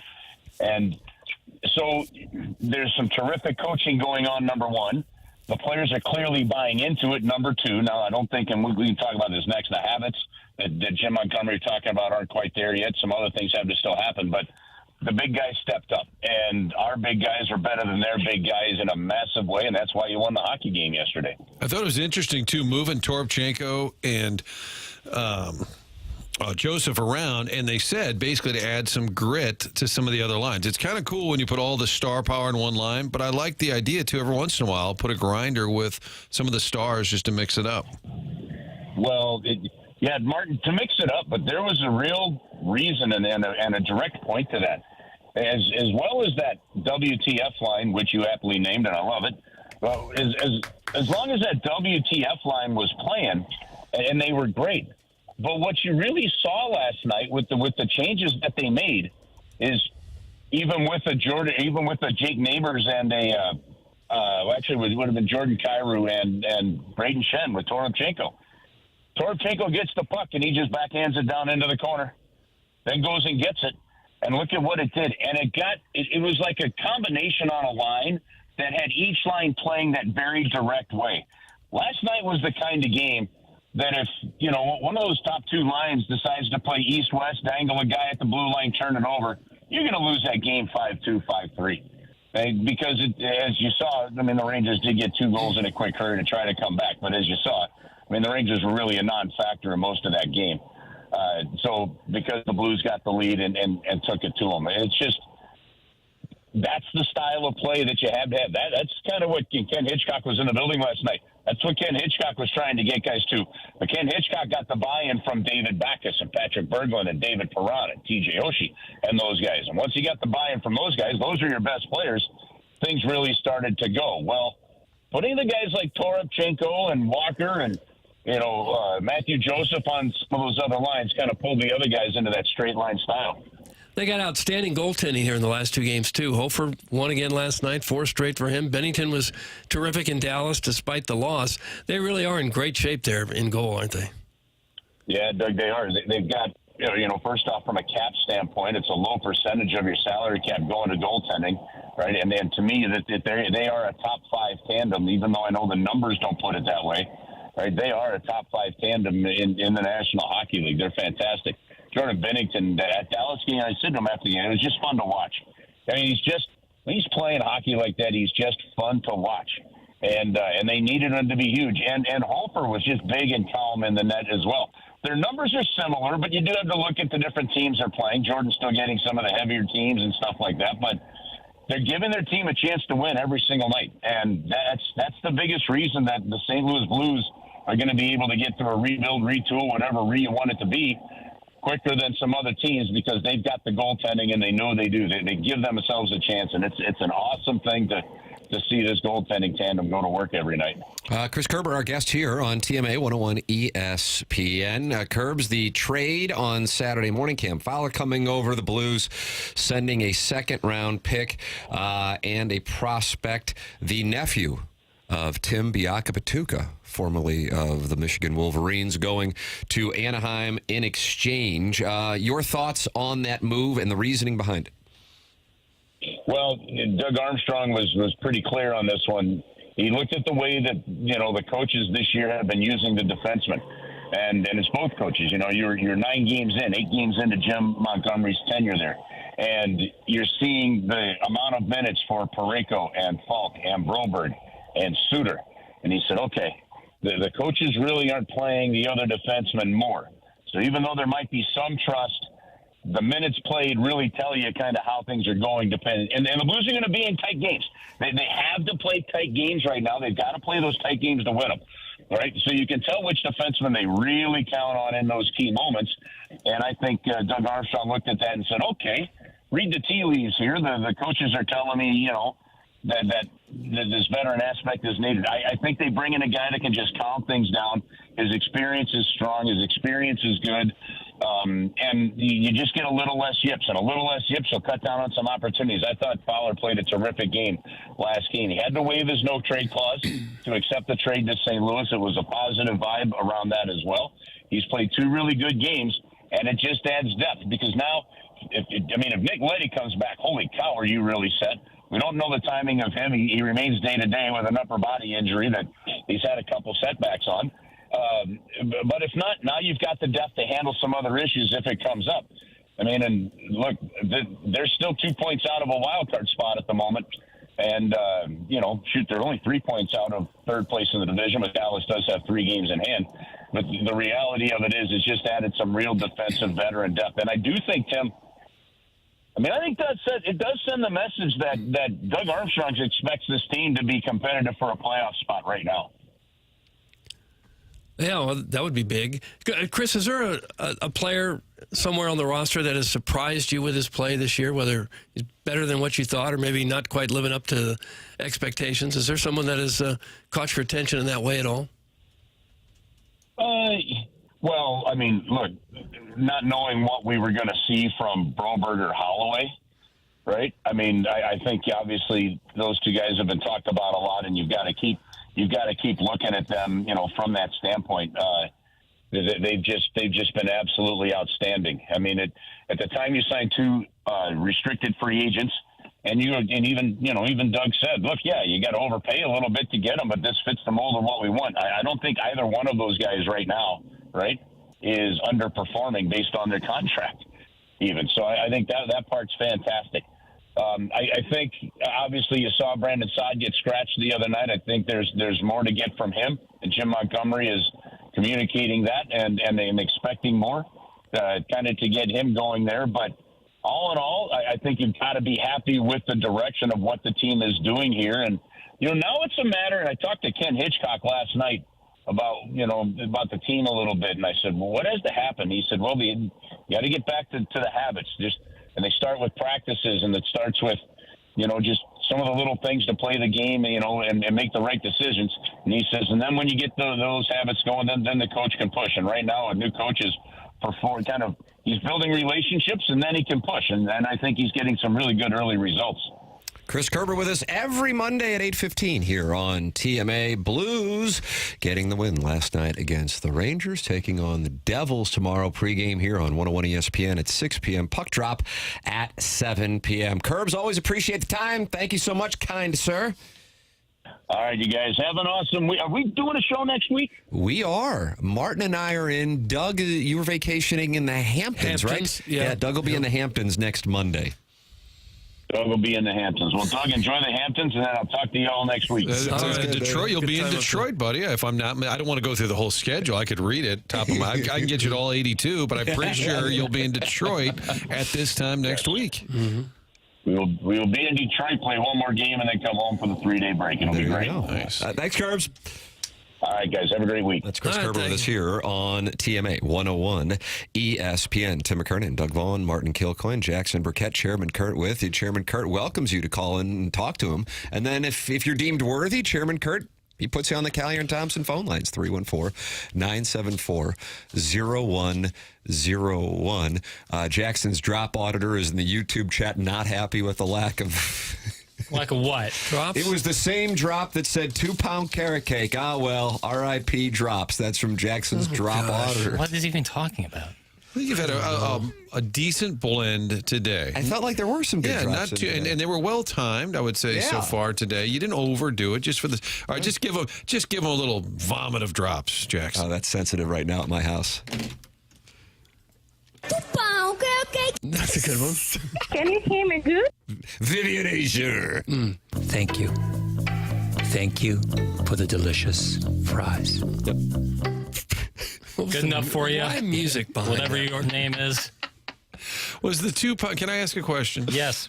I am new here. Was the 2-pound carrot cake a little kid doing a Mike Claiborne impression? Correct. That's correct. Yes. Okay. That was at a TMA Live at Hot Shots in Fenton. Was that 2019? I don't know the year. 2021. It was 2021? Yeah, because I was there. Wow. All right. There you go. It was like our last TMA Live before we came over to Hubbard. How about that? Did somebody bring their kid? Yes. Correct. Mm-hmm. Not Lil Beer Cats. Young Eli. Beer Cats. Young Eli. Nicely done, Jackson. Sounds like a future rapper. Young Eli, yeah. If I was involved, I tend to. Is there a Lil everyone like Lil Biff? Is there a Lil Worsonwood's Wacko? Is there a Lil Licks? I mean, if you're asking if they have children, yeah. Well, I mean, do they have handles? Like Lil Beer Cats is a thing. Are there any other Lils out there? Would it be at all possible to hear the original 2-pound carrot cake? 2-pound carrot cake. Oh, wow. Just dunked on you. Yeah, how's that feel? It's so good. Maybe the best of all time. From the Lipstick Lass, Jackson is doing such a good job. How Thank about you. that? Thank you. That's a little attaboy, It's a guy. We've met her. We actually know she's real. Yeah, Lipstick Lass is quite real. Yeah. Okay. Is there a Lil It's an Lipstick? upset. Lil Lipstick Lass. Maybe. Could we, what was that, a kid doing an impression of the Mike Claiborne drop? Very observant, Martin. Great observation. That's from Brian Henson at CBC on CBC Crime right there. Where's a Douglas schedule reading? That's from Saucy Jack. The whole damn thing plays on TMA all day, 105.7 HD2. And like 0.01% of the audience is probably... Yeah, I don't care what that. Who said that? I think they want to hear a little schedule reading. Well, they can get suspended. How about was that? From Saucy Jack. Hey, Doug, don't be afraid. Eventually, my kids will be texting in his little ball sacks. That's from Scott's Wrinkled Ball Sack. I actually play Tim's voice to my son instead of white noise when he sleeps. Hope he grows up to be just like him, Doug. That's from Mr. Lick. It's awful. Just awful. Send your emails in for both the Design, Air, Heating, and Cooling email today, the morning after at InsideSTL.com. And Jackson and I return with QFTA. That's the Tim McKernan Show podcast, YouTube.com/TMASTL. That's going to go off at 11:15? Whenever you're ready. Okay, well, I didn't know if you had things to do. I was checking with you, baby. Yeah, I mean, you're the beautiful baby here, not me. I can get 11:20, 11:20ish. 11:20, Doug. Well, I got to do Push some the tea time things. back a little bit. No, there's Well, he asked stuff. if he had to do things. Well, and he there's said, stuff, no, I'm good. but it's uninteresting and no one gives a damn. But I do have to do some things that have to get done before 11:15. Well, that's fine, but then I want the people to go, oh, they're running late. Maybe they're not doing it. So 11:20. 11:20-ish. That's 11:20-ish. Give or take. All right, fair enough. Now you've been briefed. Ladies and gentlemen, this program's The Morning After, and it is 101 ESPN.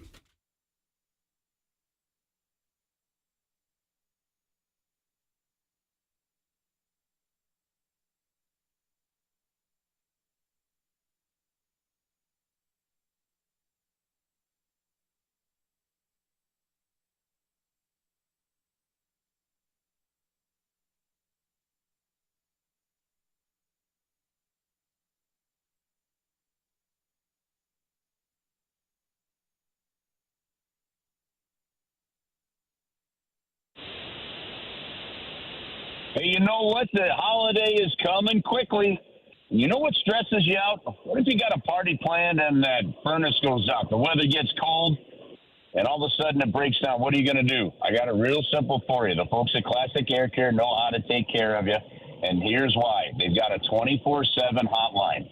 That's right. They've got an emergency hotline. They know that things happen after hours. They know that things happen on weekends, and they know that it's still your home and you want them fixed right away.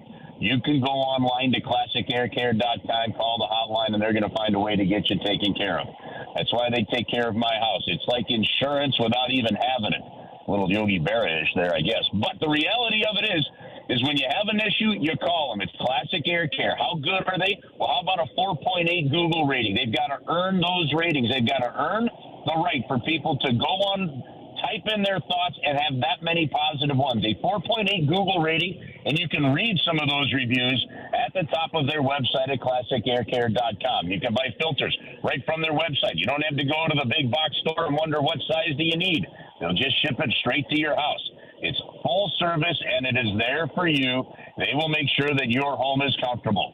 So give the guys at Classic Air Care a chance. Give them a call. Keep them in mind. If an issue comes up, go onto their website, classicaircare.com. They'll take care of you very well, like they do my family and Alex Ferrario's family and many others around town. Classic Air Care, making people comfortable since 1926.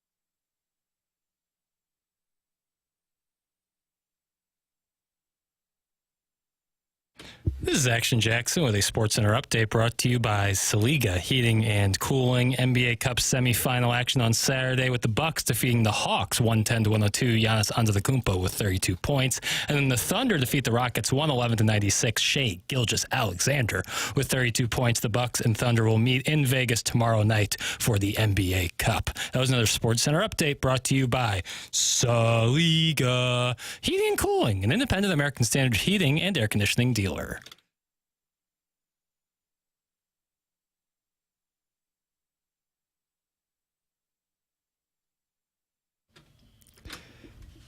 Doug, is this Tom's Diner by I don't Suzanne know. Vega? I don't know who it is. Some call it the Jam. This is also the Jam? I thought it was Terrence Trent D'Arby wishing well. I think they're both kind of the Jam. Can You Stand the Rain by New Edition is the actual Jam, officially. Okay, all right. Ladies and gentlemen, this is The Morning After. It's 101 ESPN. Tim McKernan, Doug Vaughn, Martin Kilcoyne, Jackson Burkett, who is bouncing in his chair like he's riding a Sibian. Mm-hmm. And Chairman Kurt taking your phone calls. And Cody wants to hold Jackson accountable for botulism? Yeah, we got a botulism conversation about to take place. Good morning, Cody. You're on the Callier and Thompson phone lines. Hey, how we doing, boys? Oh, we're fine. You? Boy, where's the dump? I'm doing well. Heading over to a plumbing job. So that's where the botulism kind of thing comes in, you know. Sure. I don't understand why you're so against it. I mean, I'm sure you did. Did you do 12 bars, Jackson? Huh? Are you coming out as pro food poisoning? That's a bold stance to take, but you know it's 2024. I'm pro boot and rally. I'm an avid boot and rally. You're all resiliency. I respect that. Yes, and I was at the Wheelhouse. I didn't see you with any bottle service either. So that's why I was wondering if you had too much to where you couldn't even go to the bottle service yet. Right. Yeah. Was that the issue? Is that you got a little lit up on boat drinks and you couldn't go to the bottle service around at Wheelhouse? Yeah, it's kind of it. You know, I had one too many rum runners. You go. Yeah, mixing rum into some sort of slushy, and the next thing you know, you're just staring at the ceiling fan. Yeah. Hey. And it happens to the best of us, bud. But that's why I just wanted to call in. And if you need any plumbing work with any of your puke needs, we'll take care of it for you. All right, There's a slogan. Nice slogan. Just don't mention any brands, or I'll have to dump you. Has it ever been used? I didn't want to name drop because I didn't know how this would go. So right. I wanted to keep it civil. All right, thank you, Cody. Nice. Good stuff. Cody's a friend of the show, Martin. I thought that call was going to go one way, and it actually turned out pretty solid for what I thought it was going to be. Yeah, an interesting accent. I don't know, like a hint of New York, a hint of Chicago. There's a little something going on. A lot of energy. There. Yeah. Lots of energy. Hey, if you got the botulism and you need some plumbing done, you give us a call. Oh, perfect. Is this guy drunk? That's from Ray King. Early leader in the clubhouse for Caller of the Year 2025. That's from Mrs. Gianni Shanahan. I mean, Jackson, you were really taken to task for your listener of the, or whatever the year-end award nominations. And you're facing a class action lawsuit from Caller Adam? Oh, you are? Yes. Yeah. Well, no subpoenas have been laid yet, but I know something's coming, and me and my team are preparing for it. And just know that this is going to be there'll be swift justice served out. Swift justice. Not in my direction. Settle out of court, give him a coupon somewhere, maybe? I'm going to wet my beak, that's for sure. Hey, Jackson, there's this new device that tells you when chicken's done. It's called a thermometer. Thanks, that's Mr. Siders. I know, but I don't even like to.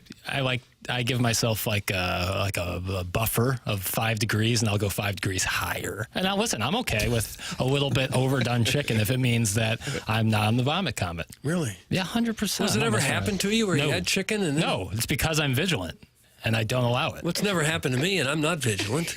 Well, that's results-oriented, and I don't live that way. Clip that off. Cody, go choke on peppermint schnapps after striking out at Wheelhouse, handing out business cards. That's from Carlos Spicy Wiener. He did not enjoy Cody's call. Apparently not. Apparently he did not. I thought it was going to be more hostile towards Jackson, and it was more of just a botulism conversation. Jackson, which was not on the law. talking about? When you're at the Wheelhouse, do you hand out business cards? I've never had a business card. I don't know what it would say. Yeah. You know, What it would say. You know, like Take Smith. Yeah, warm body. That's more or less what I am. Might be an interesting little card. Well, a dedicated warm body, but a warm body nonetheless. So Drop master. I did have. I was wearing a 101 jacket at the grocery store the other day, and someone stopped me. He goes, "Where'd you get that? Did you get it from ESPN.com?" And he goes, "No." I was like, "No, I work for 101." He goes, "Oh, okay," and then just walked around, turned. He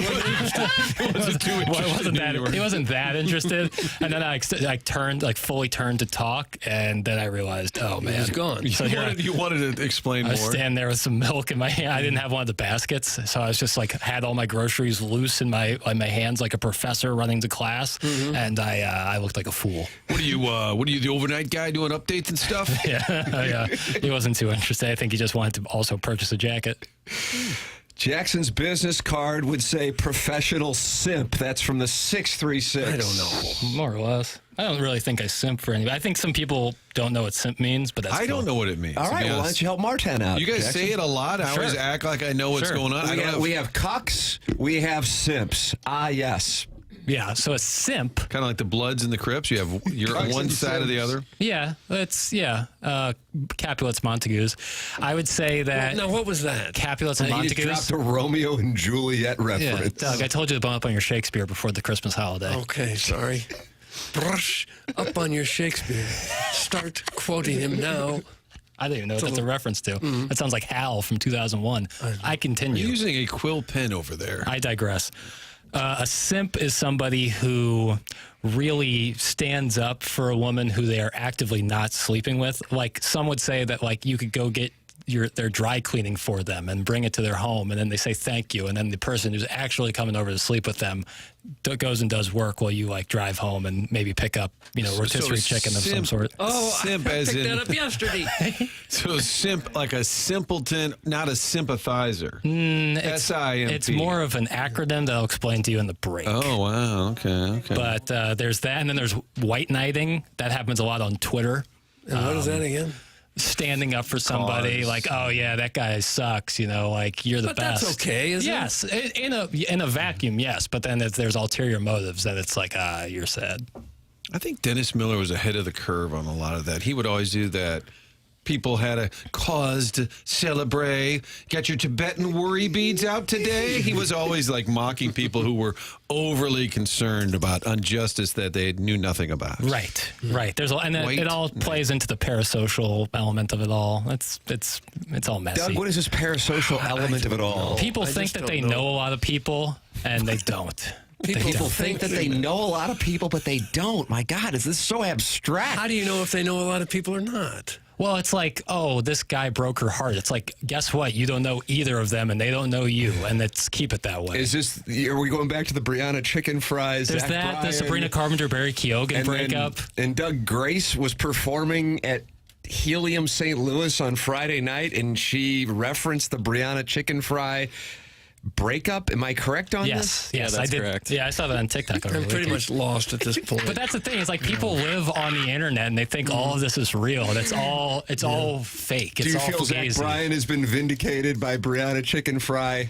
Probably. I don't know. Maybe. I don't know. I thought you were so involved in it that you had to No, I checked turn out. away. I checked out weeks ago. I checked out of it once a diss track was dropped. I checked out. I was like, all right, this is too much. Country diss track? It was like 6 minutes long. Smallest man in the world. Yeah, it was like 6 minutes long. I can't listen to Chairman that. Kurt, are you still monitoring this because Jackson had to turn off? It's like how you had to go take the Reddit app off your phone. It's true. Yeah, it sucks. I'm missing out on some great FIFA tips. Yeah, I'm still locked in, but I don't like hearing any Brianna slander, so it just gets my dauber down a bit. Oh, is that right? Yeah.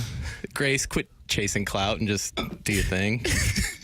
I had a friend go to that show in St. Look Louis. at Martin's face while he listens to this, trying to figure out what the hell's going on. I had a friend who went to it in St. Louis said she was really good. I can't with the accent. It seems a little over the top to me. She's Boston proud. a self-described mass hole. You know, that's the kind of the thing they talk about. Masshole. That's an FCC violation. I'm going to have to explain that to my kid. I like that. That's what There's a lot of Boston people that are, that fits. Well, it's kind of like your thing with Release the Hoosier. What's the New York version? Release the Vinny. Release the Vinny. That's kind of the same thing. Boston has their version of that. God, this whole segment is going to need a decoder ring. Well, good news. We have a caller, but Chairman Kurt doesn't have a name on the caller. Yeah, I didn't catch his name. All right, he's on the Callion Thompson phone line. Yeah, usually he and I just chatted up a little bit, but I figured I'd let you guys taste him today. Oh, here you go. Right. Hello, caller. Hello. Hello. Yes. Turn down your radio. Have we got let me turn it down. Have we got an update on the Mahomes situation? Is this Prestis or Chris? Hurt his ankle, a high ankle sprain. They're not sure how serious. His availability is unclear at this moment. Didn't he have something like that last year? It seems like maybe he did, yeah. Usually in December, there is an image of him limping off of the field. But his ankle is not broken. It's not broken. Oh, well, yeah, a lot of times a bruise or the sprain can be worse.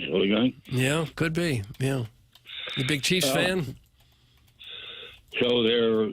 Never mind. Take your question. Can I ask the gentleman? Can I ask your name? I feel like we don't even know you. John. Thank you, John. Welcome to the show. Thank you, John. Are you a big Chiefs fan? Doug was asking. Oh, I've been a Chiefs fan.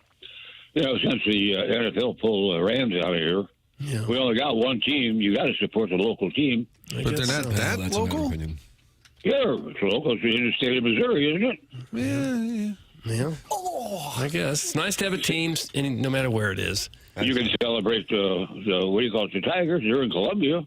Think about that. Well, that's true. Good point. That's another interesting dialogue. It's just they're a damn good team to start with, that's for sure. John, could you say Chicago is my kind of town? How does he say it, Doug? No, Chicago's my town. I like the Bears. Oh, okay. He likes the Bears. They're playing tonight. There's 2 Monday night games, and I can't figure this out. Why are there 2 Monday? There are 2 Monday night games. The Vikings and Raiders. Vikings and Bears and Falcons and Raiders. What happened there? What is the rationale? I assume Joe Buck is on Vikings and Bears. Doesn't that go back to the NFL, the National Fools League? They don't give a damn about the players. As long as he makes money. Yeah. So, John, are you pro-botulism or anti? I'm sorry? Which game are you going to watch tonight? Bears, Vikings, or Falcons, Raiders? No, I'll watch the Bears and the Vikings. Okay. Doug likes the over. Vikings are pretty good. They'll win that easily, I think. All right, to caller John, your question. I actually looked up the Mahomes injury history. He had the concussion January of 2021. He had it's described as pedal toe turf in 2021. He had a pedal foot bruise in 2022. He had an high ankle sprain in 2023. So there's been a lot in the foot area. What was that? Was that during the middle of the season, the high ankle sprain in 2023? You know? Yeah. I think so, yes. I think this guy would be a good Ask Tony. He's kind of got a little mumble there. I like it. I like John's dialect. Hello, la, la, la. Okay, I don't know who that is. What's your favorite part of the show, John? I like it all. I didn't like it at first, though, but you won me over. It's a damn entertaining show. I got up too late this morning. You get it at 7 o'clock. Yeah, that's late. But I'll listen to it all day. You're on all day. Where are you from, John? St. Peter's. St. Peter's, okay. Yeah, friend of the show, Doug. Yeah. Friend of the show, John. It's nice to have you listening. All right. Thank you for answering the questions. Have a great day, sir. Well, thank you, John. He's a gentleman. He's my kind of guy, Doug. I've talked to John more in the last couple of weeks than I have my own family. Is that the first time we've had him on the air? Yeah, he usually just wants to talk to me. You bogarting John? Yeah, I'm a John gatekeeper. Ever watch that Meet the Press? What? Never mind. Mark, are you proud of your work when you hear that from 2 decades ago? What was that? I think that's when we would randomly call sororities in Columbia, Missouri, which I believe is frowned upon now for a variety of reasons, some legal, some just moral. And I would flirt with the girls answering the phone, and then Martin would reluctantly enter into the conversation by asking about Meet the Press. More logistical problems. Who the hell has a landline anymore, too?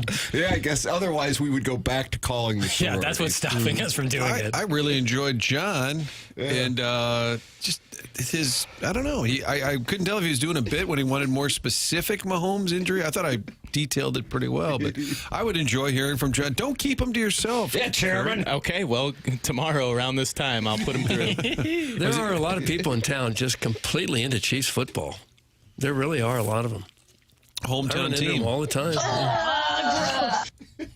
My thoughts.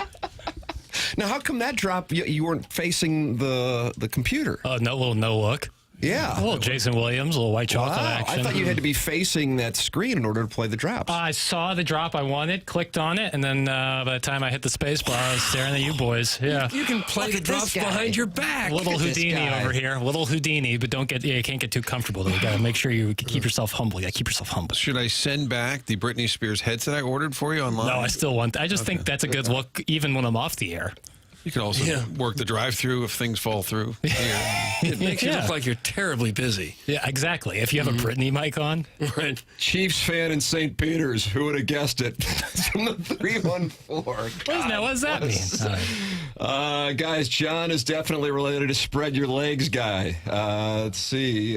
Get this mother effer off the air. That's from Ray King. And Doug, he was at Hot Shots in South County. He was. Tried to steal a kiss. From you. Mm-hmm. He looked like a handsome trucker. I spurned his advances. Flannel. Of course. Doug spurned him. Battlehawks are our home team. Thanks. Had some drinking with Scott in Wright City. That's different. Jackson's responding with drops. Ladies and gentlemen, the program is called The Morning After. It is presented to you by Brown and Crouppen. Gabe Dearman is going to join us. Coming up, Miller Moss spurns the Fighting Tigers for the Louisville Cardinals. Are you horse plowing me out there, Jackson? That sucks. But the transfer portal, the season is young. You know, maybe somebody else. Maybe it's Sam Horn time, but it's not Miller Moss time, unfortunately. Yeah, there's got to be 300 other quarterbacks out there looking to transfer. Yeah, something's got to be done. Did get a W in the Coleman. That's a W.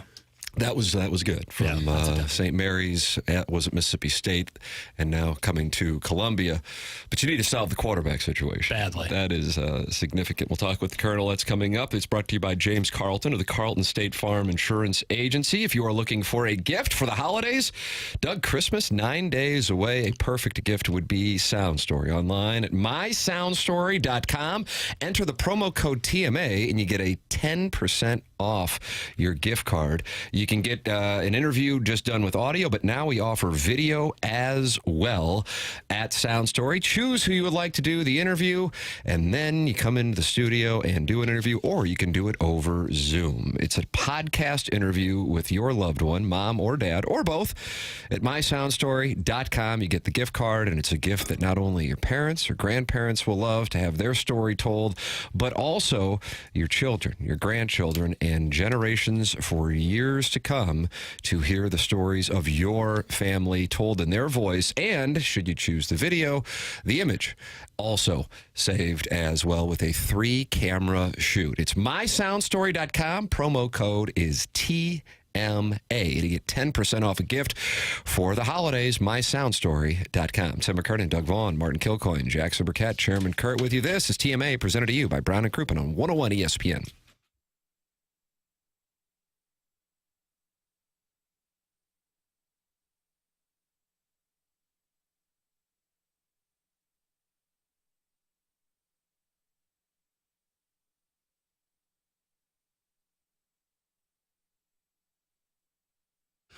Time to relax, time to give the gift of relaxation. We're talking about me time with Massage Envy. Holiday season, looking for a gift idea. How about a gift card for friends, family members, colleagues? A great gift of Massage Envy means they can make the choice themselves. Get a massage or a facial or a stretch session. You can do this through December 31st. And when you buy $150 in gift cards, you'll then get a free $40 promo card back for you to use on yourself or add it to someone else's gift. Massage Envy, where better begins. Stressful this time of year.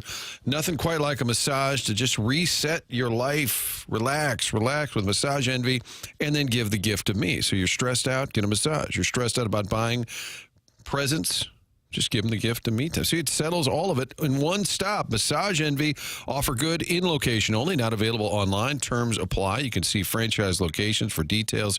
Thinking of a gift idea? Give the gift of me time at Massage Envy.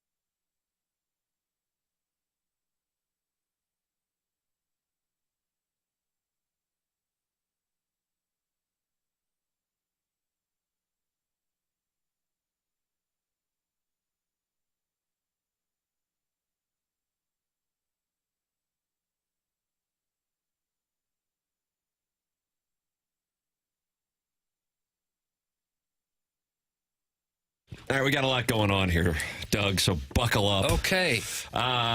Number one, I went down to what Doug always called the Little Lizards Room. I never call it during the commercial break. Martin, you missed this. You just re-entered the studio, and someone shaved in the bathroom. Oh, like a bus stop. It looks like if I were to trim his beard.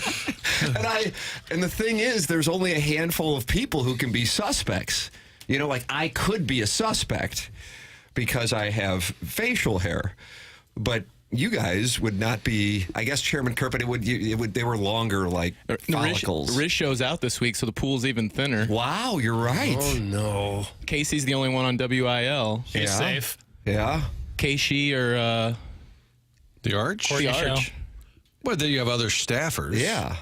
We got so Jackson was pissed about this when I came back. I mean, he was going to get to the bottom of it. We're living in a society, and there are rules. Did you hear that, Jackson Burkett? He said we're living in a society. There are rules, and they don't have to be taped up on the wall for you to know them. And one of those rules is shaving, fingernail clipping, nose hair trimming. Oh. That is all home bathroom activities. That's not a road game play. But if you just clean up after yourself, nobody knows you did it. The little shaving is harder than any other because little hairs will pop up. You can swipe. If you have darker hair, it'll really show up. You can swipe, and there'll be a little hair. It doesn't matter. You just shouldn't do it. I don't. You know, character is defined by what you do when no one's watching, and so if you clean up and try to do it in a clandestine manner, I still think that's garbage. Oh, I don't know about that. We live in a society. I know. And apparently, some people just forego the rules. But we live in a society where you got to fix Martin's camera. Okay, yeah, you're right. And mine. My head's still on fire. You'll have to deal with that. Gabe on hold? Brando. Yeah. Through all of Marlon Brando, not our friends from the Courtney Show. Tim Brando. Colonel's with us, and I'm sure he's thrilled that he gets to listen to this discussion of somebody trimming their shrubs in our bathroom. Gabe Dearman, presented by James Carlton, with us here on the Collier and Thompson phone lines. Morning, Colonel. I do love that we start off with we got a lot going on here, and then I can just sit and listen to 3 minutes of your shenanigans. Oh, no. I have nothing going on. I'm good. I actually was going to call in and just listen to the rest of the show. Oh, he's scolding us. How about that? Colonel, you had plenty to deal with this weekend when Miller Moss announced he was going to Louisville, and the next thing you know, now you've got PowerMizzou.com subscribers in full-on panic mode. Your reaction to the decision by the former USC quarterback choosing to go to Louisville instead of Missouri? First of all, it's a shame that he was the only quarterback in the transfer portal, and Missouri didn't get him. Look, the reaction, and I wasn't shocked by Louisville. Like, I had people ask me, what do you think? And I said, look, I don't know. Like just a guess, it felt like Louisville to me. When he left here and didn't commit, and Louisville had been kind of talked about the whole time, I just thought, I felt like that was where he was going to end up. But, I think it's more about the fact that he was identified as the top guy by Eli Drinkwitz, and then he missed on him when he has missed on other portal quarterbacks over the last 2 or 3 years. I don't think this is really about Miller Moss. I mean, he's fine. He might end up being a really good quarterback. He might not. I have no idea. But you throw him in there with 20 other guys. In fact, I think Plan B, I like Plan B better than Plan A, to be honest. Now, Eli Drinkwitz, Kirby Moore, those guys know way more about football and quarterback play than I do, and it's up to them what order they bring them in. But Fernando Mendoza from Cal, there's a lot of things I like about him, and I think fit for Missouri better than Miller Moss would have. So Fernando Mendoza was at Cal, and I follow this very closely, but I'm sure plenty of people in the listening audience aren't familiar, number one, with him, but also the circumstances, whereas Moss was choosing pretty clearly between Louisville and Missouri, per your reporting. Mendoza's in a different spot, as there may be some more competition for his services. So if you could, for the listeners, give the status update on Mendoza.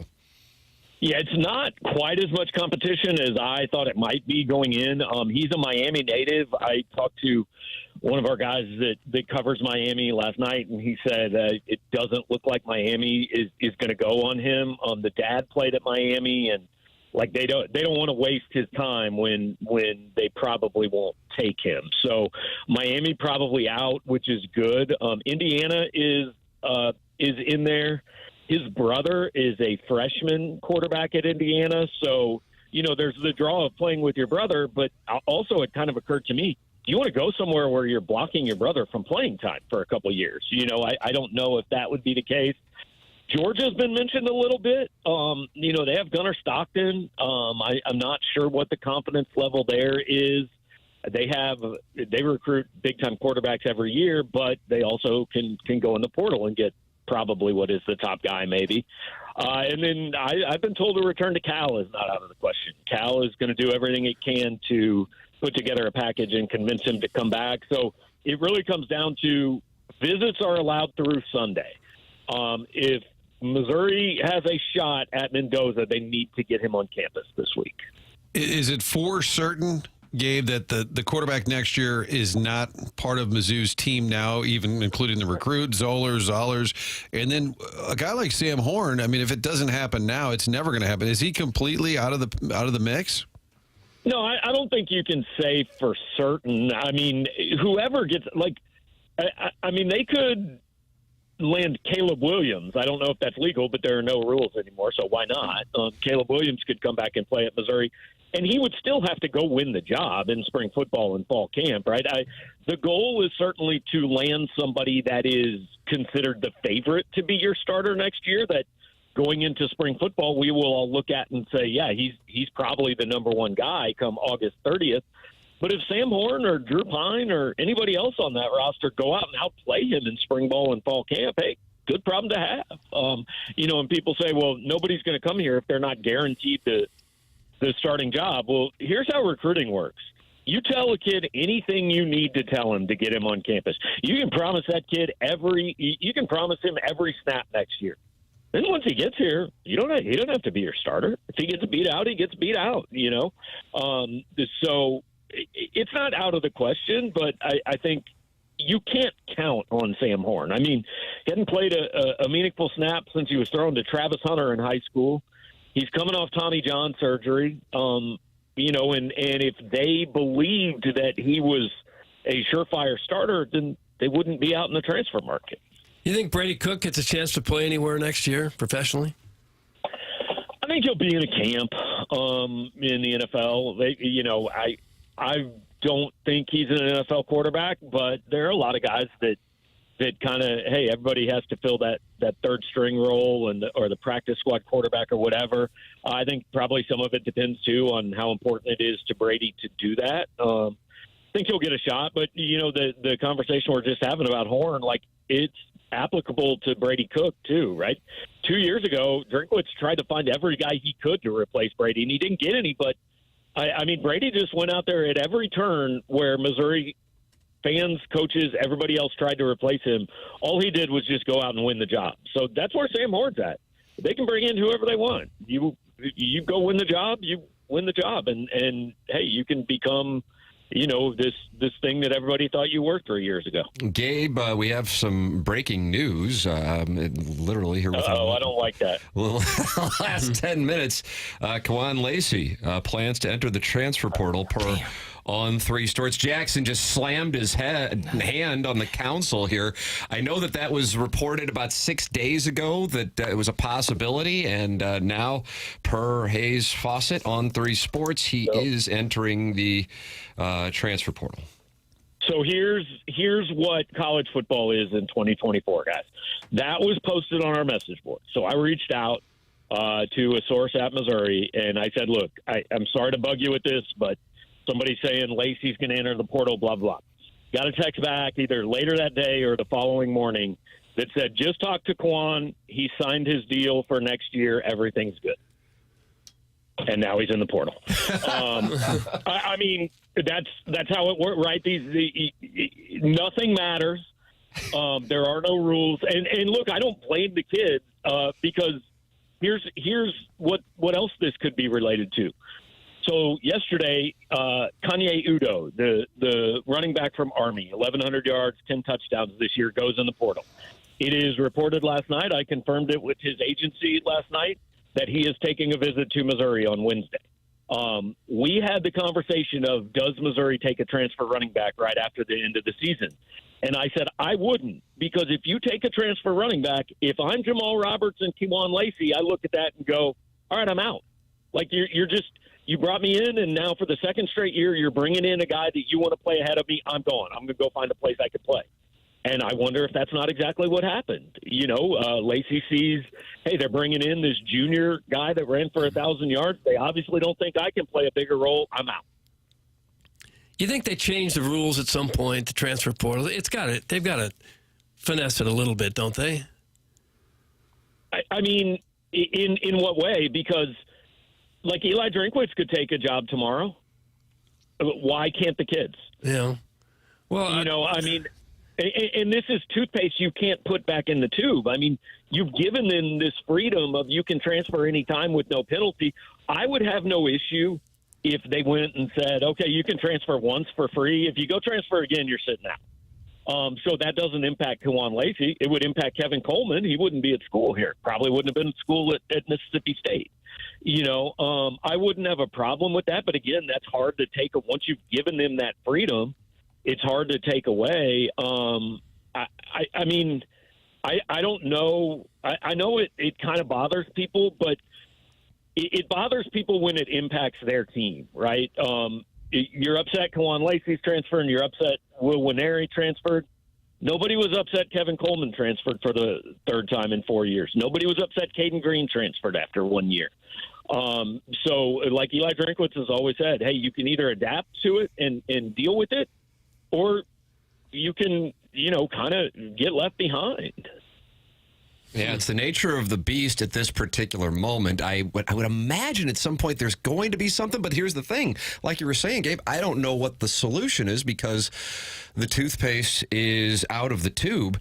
As it stands, this story just coming out here that Kawan Lacey is entering the portal, and they're certainly talking about it. Gerard Hamilton, your cohort at PowerMizzou.com, working to confirm what has just been reported here. I mean, since the 9 o'clock. I mean, you came on at 9 o'clock and it just came out. So there is that story. If they do not get Mendoza, Gabe, do you think that it then goes to former Duke quarterback Malik Murphy? Where do you think they move?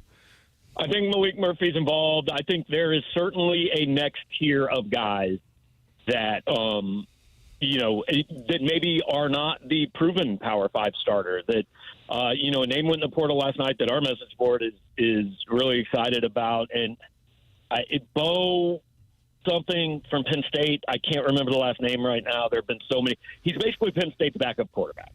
And he played a couple hundred snaps this year behind Drew Aller. And look, they've got a playoff game Saturday in which there could be a package of plays for him. And he said, I got to get in the portal because I'm not going to be the guy next year, and I got to find a place I could play.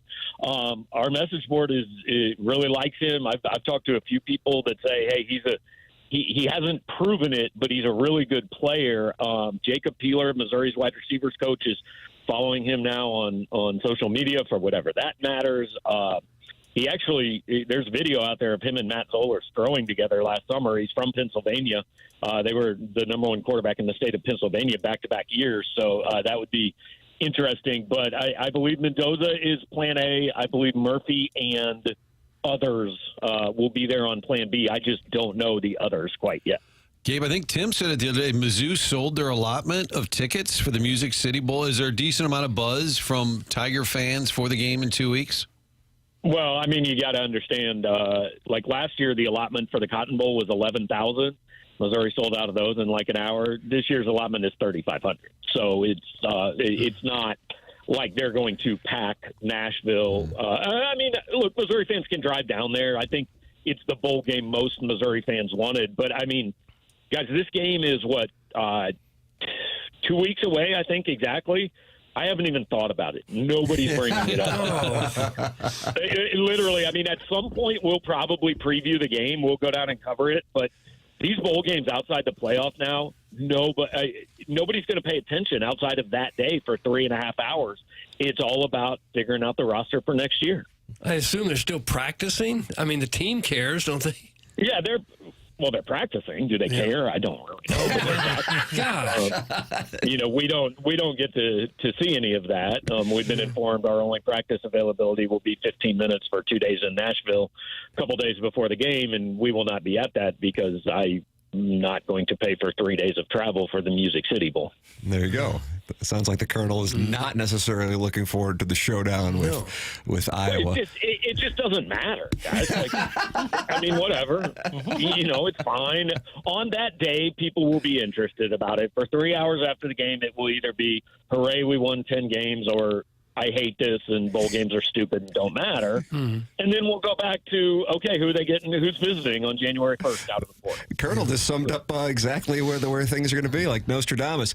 Hey, Illinois took Tennessee to the buzzer, the number one team ranked team in the country, on Saturday. And we will see Missouri and Illinois do battle. Jackson is not happy about the 12 p.m. start time for the bragging rights game. Has your thought on what the ceiling is for this team changed pretty substantially over the last, I guess, probably 2 weeks with the Cal second half and of course, what happened against Kansas? Yeah, the potential ceiling's way higher than any of us thought it was probably 10 days ago.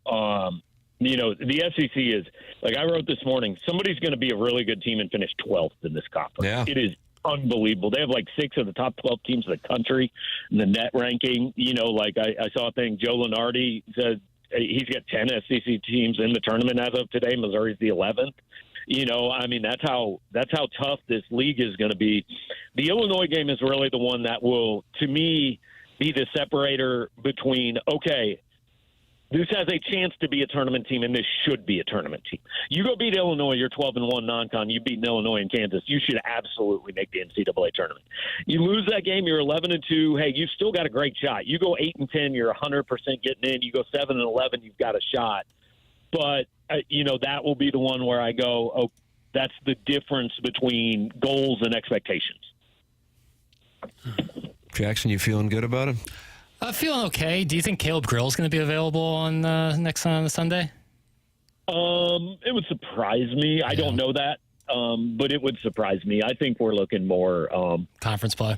Whether it's January 4th, Auburn, or maybe slightly after that, something around there would be more realistic, in my opinion. But again, that's not based on anything I know or have been told. Opening the conference play with Auburn is going to be brutal. That's at Auburn, too. Oh, my God. Yeah, I think they're the best team in the country by far. Auburn put a hurting on Ohio State on Saturday. Embarrassed them. Almost won by 40 points. Sweet mother of mercy. Yeah, the SEC is something else. I saw Cal Parry doing an interview with, I think it was Scott Van Pelt, and he's like, I've never seen anything like this. Yeah.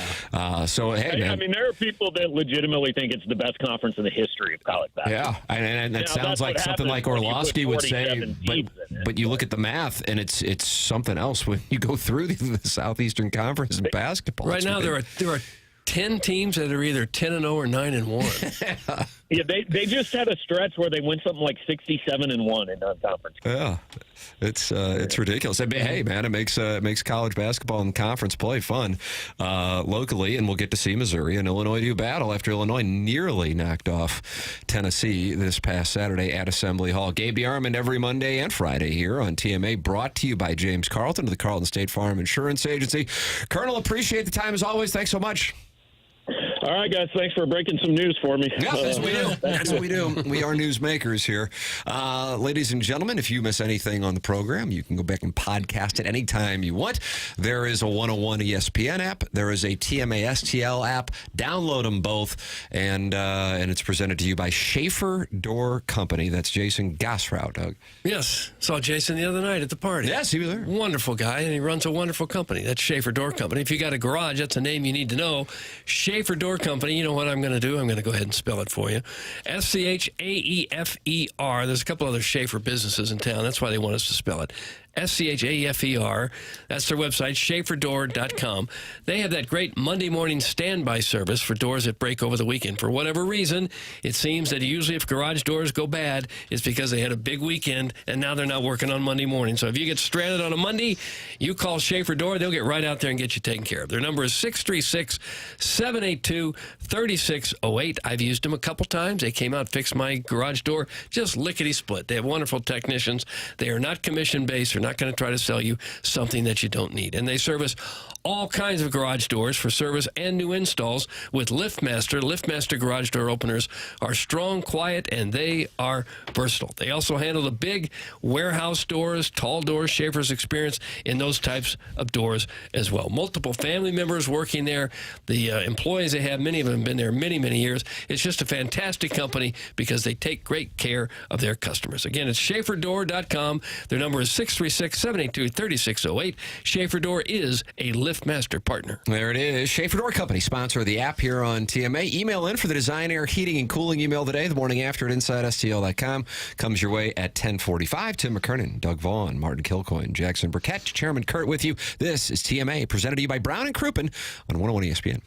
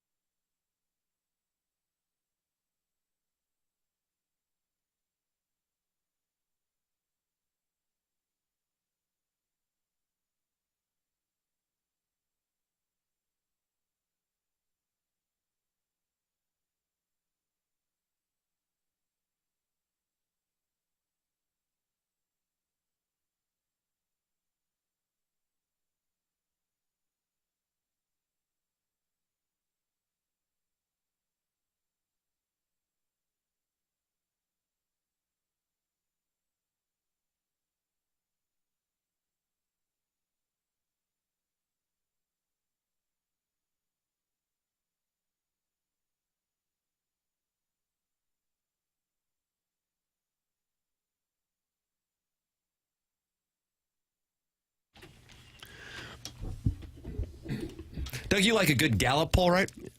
Well, if it's run by the George Gallup organization. If not, it's not a true Gallup poll. This guy. Fine. This one was run by ESPN. They interviewed a variety of major league managers to get their perspective on a variety of topics, certainly that we have been discussing on the program over the last few weeks, such as the rule changes they would like to see. Ron Washington, you remember him from managing the Rangers against the Cardinals in the 2011 World Series, was asked if it were your call, what would MLB's next rule change be? He said, give the pitchers all the time they need to make pitches. And I'd also like to get rid of that 3 times thrown over to first base junk. Experienced pitchers can handle the pitch clock after they see what's got to be done, but I think it just affects the young pitchers too much. Dave Martinez of the Washington Nationals said, it definitely won't be that golden at bat thing. I like where the game's at right now. I really do. First, with all the new rule changes, it took a minute, but definitely baseball is heading in the right direction. They were asked, which opposing hitter do you least want to face with the game on the line? Ron Washington said, and I quote, Mookie Betts, because he bust my ass many times. He didn't do the job. It wasn't anything I did wrong. He didn't do the job. He busts my ass many times. You can almost see a dart hanging out of his mouth while he's giving that quote. Who besides you is the best manager in baseball?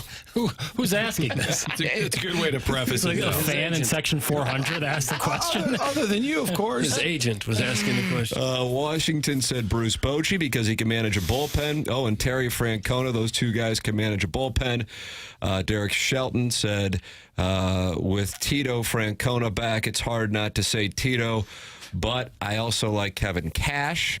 And then Rocco Baldelli says, because I also know him, played for him, I think Tito's the one that I would have to say because of the way that he gets the most out of all of his people. He makes people feel like they can do anything, and then they go out there and they actually do it over and over again. So unanimous, Terry Francona gets the vote. And again, the Cardinals had an opportunity to hire him in 2011 following La Russa's retirement, and they chose. Slip between their fingers is what it otherwise. On that could have hired him in 2025. For that matter. Available once again. For that matter. Well, apparently he's with good. the Reds. Oh, yeah.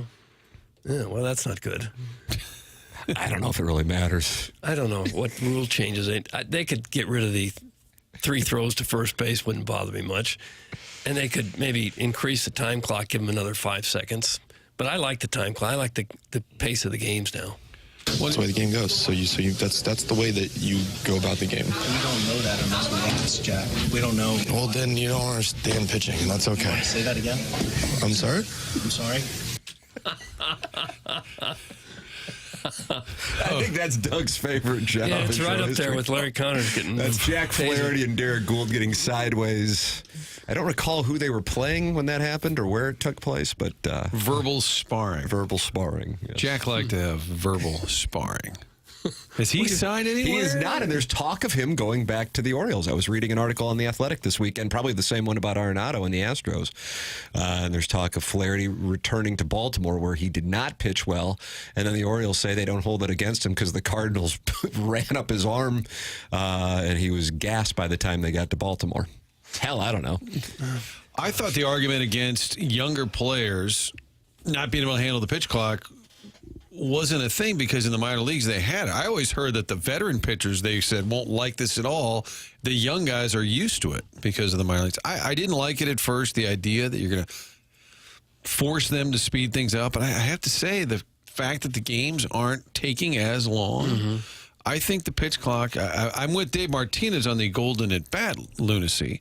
But the pitch clock, I'm okay with. Yeah, it's almost more important what the fans think than the players. Players come and go. Some of them are gone 6 months after they get here, never to be heard from again. You got to make the game interesting to the fans to make the whole thing work. I think it's always an indictment of something if you want to cut down on how long you're doing it. You know what I mean? Right. If we just take a Can we get out of here quicker? macro view, like if I'm engaging in coitus, I'm not like, boy, I hope I can wrap this up quickly. I mean, and I probably can, to be honest Would with you. depend on the gal. If it's a swamp donkey, you're going to say, let's get it over with. Swamp donkey. Who wants that text inbox name? But I'm rarely watching a college football game going, God, I wish they would wrap this up. Yeah, you know this what I one mean? could get tightened up. Right. Well, I think it's an indictment of the game just from a general perspective. Oh, good. It's picking up the pace. Do what you want. I think there's one thing on length of game, which I agree, like needs to be shortened, but just like rhythm of the game to me is almost like the benefits of the pitch clock, giving it and sort of like, all right, you know, there's a pitch coming here. Then you wait, then a pitch is coming here. There's like a natural rhythm as opposed to what it used to be of kind of scattered, a little bit more all over the place. In baseball, unlike the other sports, one guy can just destroy the entertainment value of the whole product. You get one pitcher who won't throw the damn ball, and everybody falls asleep. You've destroyed the game. Who was that reliever the Cardinals used to have that would take a minute? Gallegos? Yes. I mean, it just destroys the game. That's why I like John King, catching fire. Jackson really likes John King, Martin. You're going to learn about this. Yeah, the It was King. part of the trade deadline, the players that we scooped up. Remember last week? I did a deep dive that night. I forgot to bring it in with Kloffenstein, Sem Roberts. John King was part of that haul. Yeah, crown the JC. King. Yes, They weren't giving him enough. They thought he was like some lefty specialist. Let him close some games. Well, maybe it's less about, that game went quicker. But the greater point you guys are making is that it's more enjoyable while it's being played out. I just like the rhythm. I just like I know the pitch is coming. I know that we're not going to wait for it. Like Gallego, like he said with Gallegos. Like, Let me tell you something. Yeah. Number one, Notre Dame, Indiana on Friday night. And if it goes until 11:30, yeah, so fine by me. Yeah, me too. And then the next day, I already told my wife, I said, hey, I just got to tell you. Now, I know we all have, right? We all got invited to the Joey Vitale Christmas party. I refuse to be invited. I was just flat too busy. I know we have that, but I'm just going to walk right into his living room and sit down with a scotch and just watch college football. Elbow some people out of the way. He's going to have a Winnipeg Jets game on, guaranteed. WPG. Sidney Crosby But I highlights. said, hey, on a loop. I got Penn State, SMU at 11. I got what do we got? Clemson, Texas, Tennessee, Ohio and State. then Tennessee, Ohio State. I said, I won't be available on Saturday. And I respect that. And I was informed that she's taking her older son to like How the Grinch Stole Christmas or something somewhere. So now I gotta tend to the younger Is Jim one. Carrey gonna answer questions? The Lil Vomit comet. Can you give him some Diamond Tap and make him go to sleep? Knock him out? I'll give him the equivalent, my phone. The old days, they'd give kids a little bit of whiskey, like they'd put it on their fingertip, and the kid would be knocked out. There you go. Just an idea. I did see on ESPN this morning the headline, Ohio State on upset alert. Oh, they're on upset alert. And then I never found out why, but they're on upset alert, They are Tim. on upset alert. Which of the four would shock you the most as far as winning? Which of the four road teams? Because it definitely would not be Tennessee. Tennessee would be the least, right? Yes, that'd be the least. I mean, it also stands to reason. It's an 8-9 game. But overall, which one would shock you the most? I guess Clemson beating Texas. I'd say Clemson or Indiana. Indiana honestly. beating Notre Dame, I think, would be just because, like, Nobody's buying Indiana deep down. right. Well, you look at Indiana's best win. They have big point differentials, but do they have like that signature And super I think cool win? Notre Dame, similar to Tennessee for that matter, is viewed as a team that could actually pull it off by a lot of people, not by everybody. But I say if Tennessee won the national championship at this point, none of them would surprise me. I'm not sold on them, but I mean, how can you be sold on Notre Dame when you know they could lose to Northern Illinois? But from that overall standpoint, Clemson winning or SMU winning would be the ones that would What's stand your out to me. lock? Give me a guaranteed win out of those 4 games. Penn State? I go the same way. Texas at home against Clemson, they'll beat Clemson. Okay. I would imagine that would be the one that I would have to take. As far as if you give me a dark horse to go to the Final Four, I will happily take Boise State. Happily take Boise State. I feel like You like their path. I like their path. I am not sold on the Nittany, and I'm obviously not sold on SMU either, and that's who they would play. I like Boise State. I think they're flying under the radar relative to how good they are. And Ashton Genty's mad he didn't win the Heisman.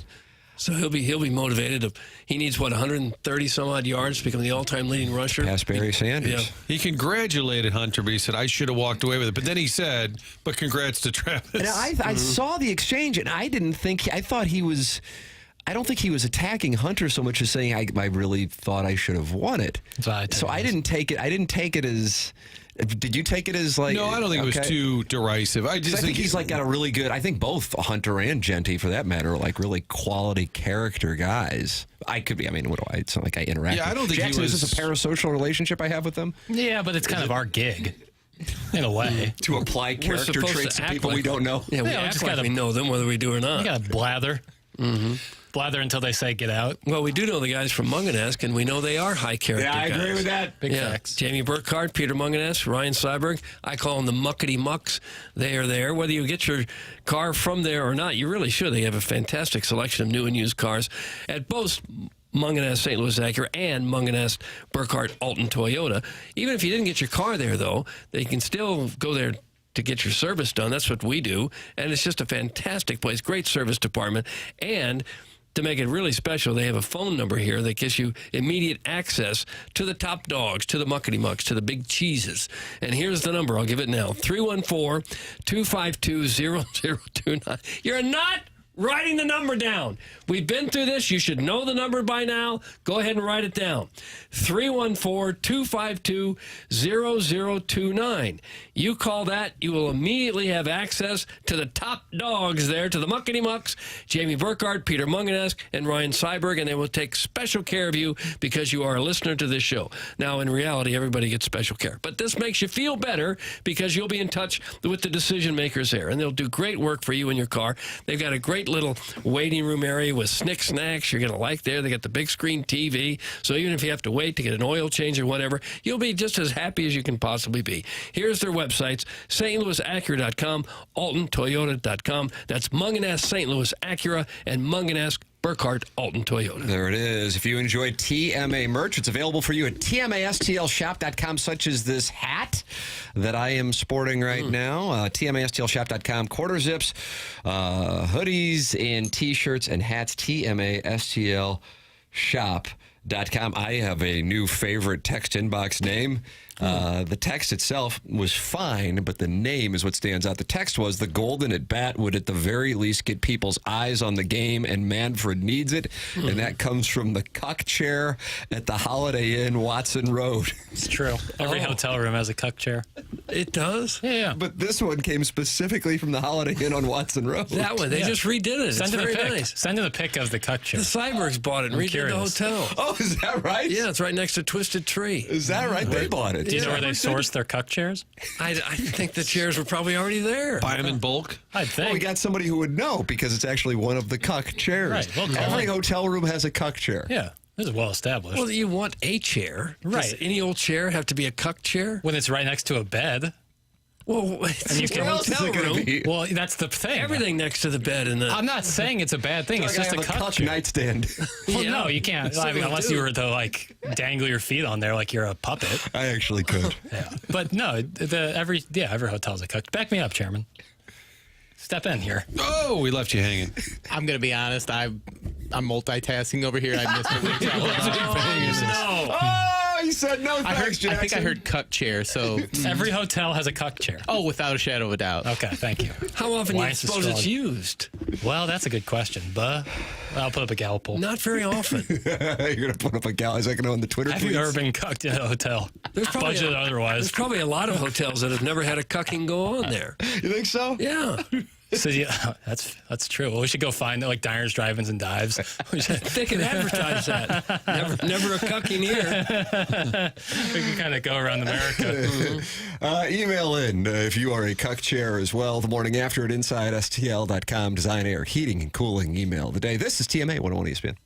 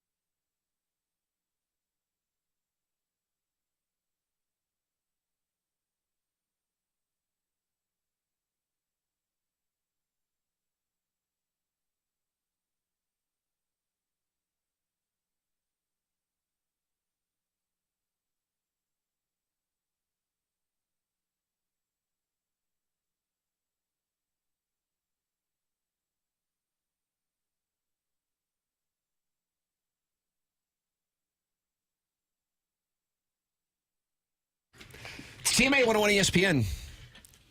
Tim can have my hands until his get better. That's from the Wilmore Park bathroom attendant in the YouTube chat. Can we have some kind of...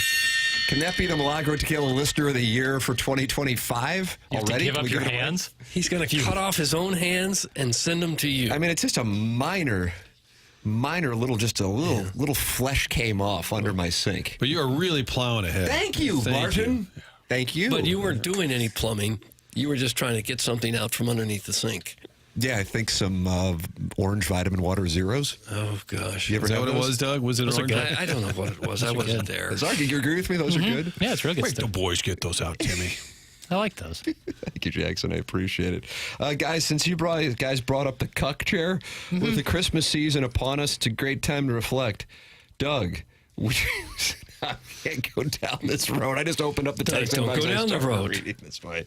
Let's see. Are they talking about the chair proper? Are they actually cuck chairperson of this Holiday Inn on Watson and just using the short name? That's from Stepdad Gary. It sounds to me like it's the chair personified. Like it's like the chair is texting in.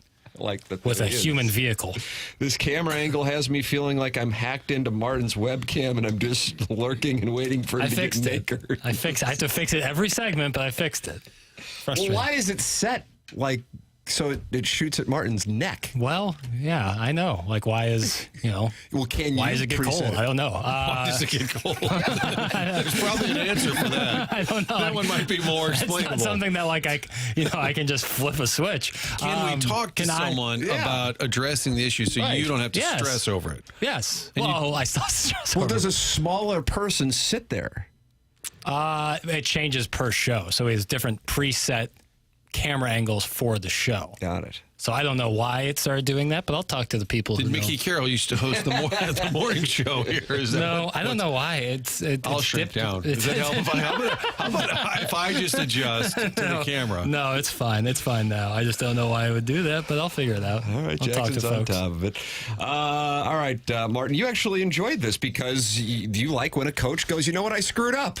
And it comes off of one of the best games of the weekend, ILL, losing at the buzzer to the number 1 ranked Tennessee Volunteers. I didn't know if I should be, as a Missouri fan, should I be cheering for Illinois or should I be cheering for Tennessee? You know what I play mean? both of them, so right. I kind of don't know if it matters.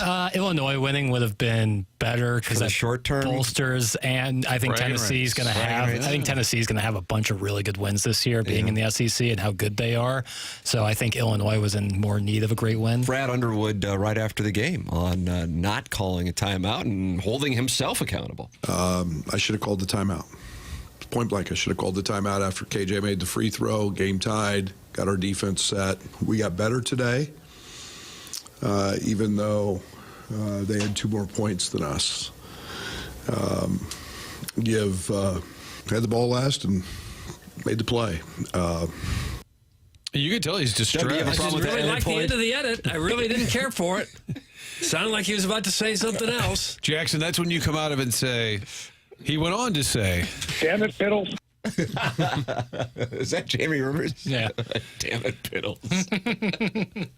He sounded mad at himself. I like that. Should have called timeout. It was kind of Tyus Edney-esque. It was a little under 5 seconds, and Gainey just went the distance. Yeah. And he said, I should have set up the defense. And the big guy for Illinois should have slid over. That's the main thing. They're all afraid to play defense in the final seconds because the refs will always call a foul. If you just drive, they almost always call a foul. But not usually in the last seconds. They often let the game play in the last second. I wish guys would actually go defend way harder. They give you a little more leeway because they don't want to make the big call. It's why they don't defend harder, because they're afraid they're going to give them an easy free throw. I think it's a terrible mindset. You have to go all out. Make the ref make the hard call. They don't want to do that. They don't want it to be like the ref show. But they do want it to a let lot. No, they don't. So rare do you see free throws be the last second shot of the game. So often they let the players play. I think the defensive player should have slid over and helped. Who are you hedging? They're not going to pass it with 0.2 seconds left. Defend. Steve Kerr, the Warriors, loose ball last week. Outrageous call. The NBA is a little different, but college, I feel like the refs try to swallow their whistle more, and credit to them. With 2/10, maybe, but I'm talking about with 3 or 4 seconds to go. Yeah, I hear what you're saying. When they drive, it just seems like you get such a quick whistle. Yeah, and for the first 39 minutes and 50 seconds, I'm with you, but in the last 10 seconds, I wonder why Underwood, though, didn't call a timeout. He clearly regrets it, but in that moment, does he say to his assistants, what do you think? I like the timeout because you also force him to make a tougher inbounds pass. You know, I granted it's a baseline out of bounds, so you're probably going to let them throw it in. But in any circumstance, make them make the tough inbounds pass. One of the hardest things to do when you got a 7-footer jumping up around you. Sometimes in the chaos of battle, they're just human. They make mistakes. I get it. Yeah, totally. No, I mean, I'm saying, did he have a strategic reason like, hey, I don't think it's necessary. It'll give Tennessee a chance to set up a play. Like, what was his thought in not doing it? And then in the postgame, he says, I regret not doing it. But I appreciate him saying it. And he did sound a little distressed, like with himself. Like, maybe would have given them a better chance to get it to OT and win. I think I think that's healthy. I think fans appreciate it. I mean, I'm sure fans aren't like, oh, okay, that's better, because it's a heartbreaking loss. But I think, you know, and it means more than it's on me. You know, you know what I mean? Like I'm isolating in on a decision.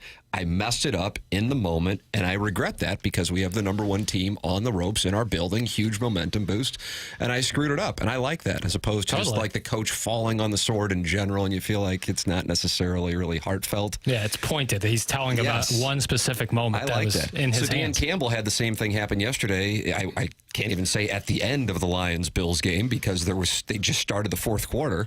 There were 3 minutes gone in the fourth quarter, and the Lions had scored back-to-back touchdowns. And he goes for the onside kick, and he's asked about it. He goes, well, I really thought we were going to be able to get it, kind of like a Sean Payton after the half onside kick against the Colts, catching him off guard. It didn't work out, and then the Bills score one play later, and he's asked about it. He goes, yeah, I thought we were going to get it. Now knowing, I wish I wouldn't have done it. Yeah, isn't that kind of the thing though? Like with a real balls of steel coach, is there's a great side of going for it on fourth down. It cuts both ways, but I mean that's the thing. I don't know. I tend to respect when somebody takes the action as opposed to waits for something. For example, yesterday Mike Tomlin decided to punt. And I don't think the Eagles gave him the ball back because Rich Gould was on the sideline and coaching up with Sirianni. Staring a hole through Russell Wilson. Yeah. That's exactly right. Tim McKernan, Doug Vaughn, Martin Kilcoyne, Jackson Burkett, Chairman Kurt with you on the program. Martin, we got the Design Air Heating and Cooling email today at 10:45. You're a Design Air client just like me and Doug. 1904, that's when it began. Oh, we talk about the World's Fair, but also the beginning of Design Air. Since 1904, we're talking about thousands and thousands of satisfied customers. You don't last that long unless you're doing it the right way. Design Air is also the longest-running TMA supporter, advertiser of this show, and we encourage you to support them. When the furnace is acting up, you need a repair person to get into the home and fix the furnace. Not looking for them to give you a sales pitch. They don't do that. That's why they work with their technicians, never looking to upsell you. Reputation that is huge for Seth Goldcamp and the entire family. It's real simple. DesignAirService.com. DesignAirService.com to set up your appointment. This time of year, sure, it'll warm up a little bit like today. Then it's going to get cold again. It's going to be cold for months and months. Sorry to be depressing, but it's true. It's winter in St. Louis. Make sure your furnace is running properly. If you need a tune-up, an inspection, you might need an entirely new unit or just a repair. Either way, Design Air will give you a complete review and then an honest answer. It's DesignAirService.com. Design Air Heating and Cooling sponsor the email today. Send yours in the morning after at InsideSTL.com. Tim McKernan, Doug Vaughn, Martin Kilcoyne, Jackson Burkett, Chairman Kurt. This is the Morning After, presented to you by Brown and Crouppen on 101 ESPN.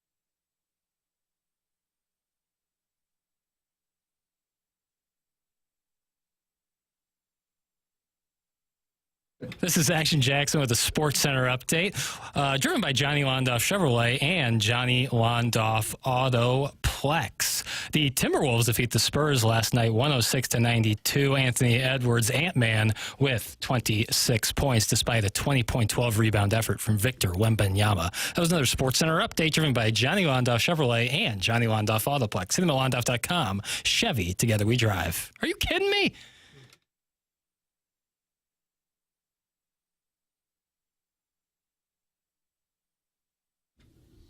Welcome back to TMA. It's 101 ESPN. Martin, is this your last segment before you have to continue onboarding? Yeah, sadly, it's only 9:03 on the docket because we've been in a full court holiday press. That's right. Thank you for acknowledging it. But I'm working on some stuff. I'm trying to get Rich Gould to be part of the program tomorrow. He was on the sidelines at the link. He was actually mad at Dan Orlovsky. Like, he never gets mad about anything. Boy, those Eagles are flying high. Yes. That's the ESPN cut line this morning. The graphic, you know what it said? Hurts so good. They've only used that 4 or 5 times this year. Jalen Hurts and the Eagles flying high. So, yeah, I'll work on getting hold of Rich Gould as I onboard. That is Martin onboarding. And Jackson, you like this audio clip from a St. Louis caller into John Gruden? Yeah, so John What do we got here? John Gruden does a Sunday call-in show called the Shred Line. Shred Line? Yeah, because he's always talking about shredding it, and I really enjoy that. And this St. Louis guy is a Chiefs fan, surprise, surprise, was really upset about Mac Hollins, who plays wide receiver for the Bills. And he was the one who got the onside kick from Dan Campbell's 12-minute onside kick yesterday, if I'm not mistaken. And for some context, he is famous for never wearing shoes anywhere. When he's not on the football field, he's always barefoot. What kind of sense does that make? He eats like food with his hands. He doesn't eat vegetables past like daylight. It's really odd. How is that even a thing? Like he only eats vegetables at night or doesn't eat vegetables at night. I don't know, but he's always barefoot. So this St. Louis caller wasn't a big fan, and let Gruden know. Yeah, Dan Campbell shenanigans, onside kicking it with 12 minutes left. And I'm a Chiefs fan, so you would think, why would I give a shit about that? Hey. Well, the answer's simple. Who grabbed the onside kick? Mac Hollins, and he almost ran it back for 6. And if I have to listen to one more week of that barefoot motherfucker running up talking like he's a better person than me because he walks around with no shoes on like an uncivilized son of a bitch. All right? If I have to listen to that one more week, I'm going to drive my ass 3 hours from St. Louis and go watch a Titans game. And that show. Oh, gosh. There it is. Quick drive to Nashville. What was the response? I think Gruden just went on Dan Campbell's onside kick. I think he ignored some of the Mac Hollins stuff.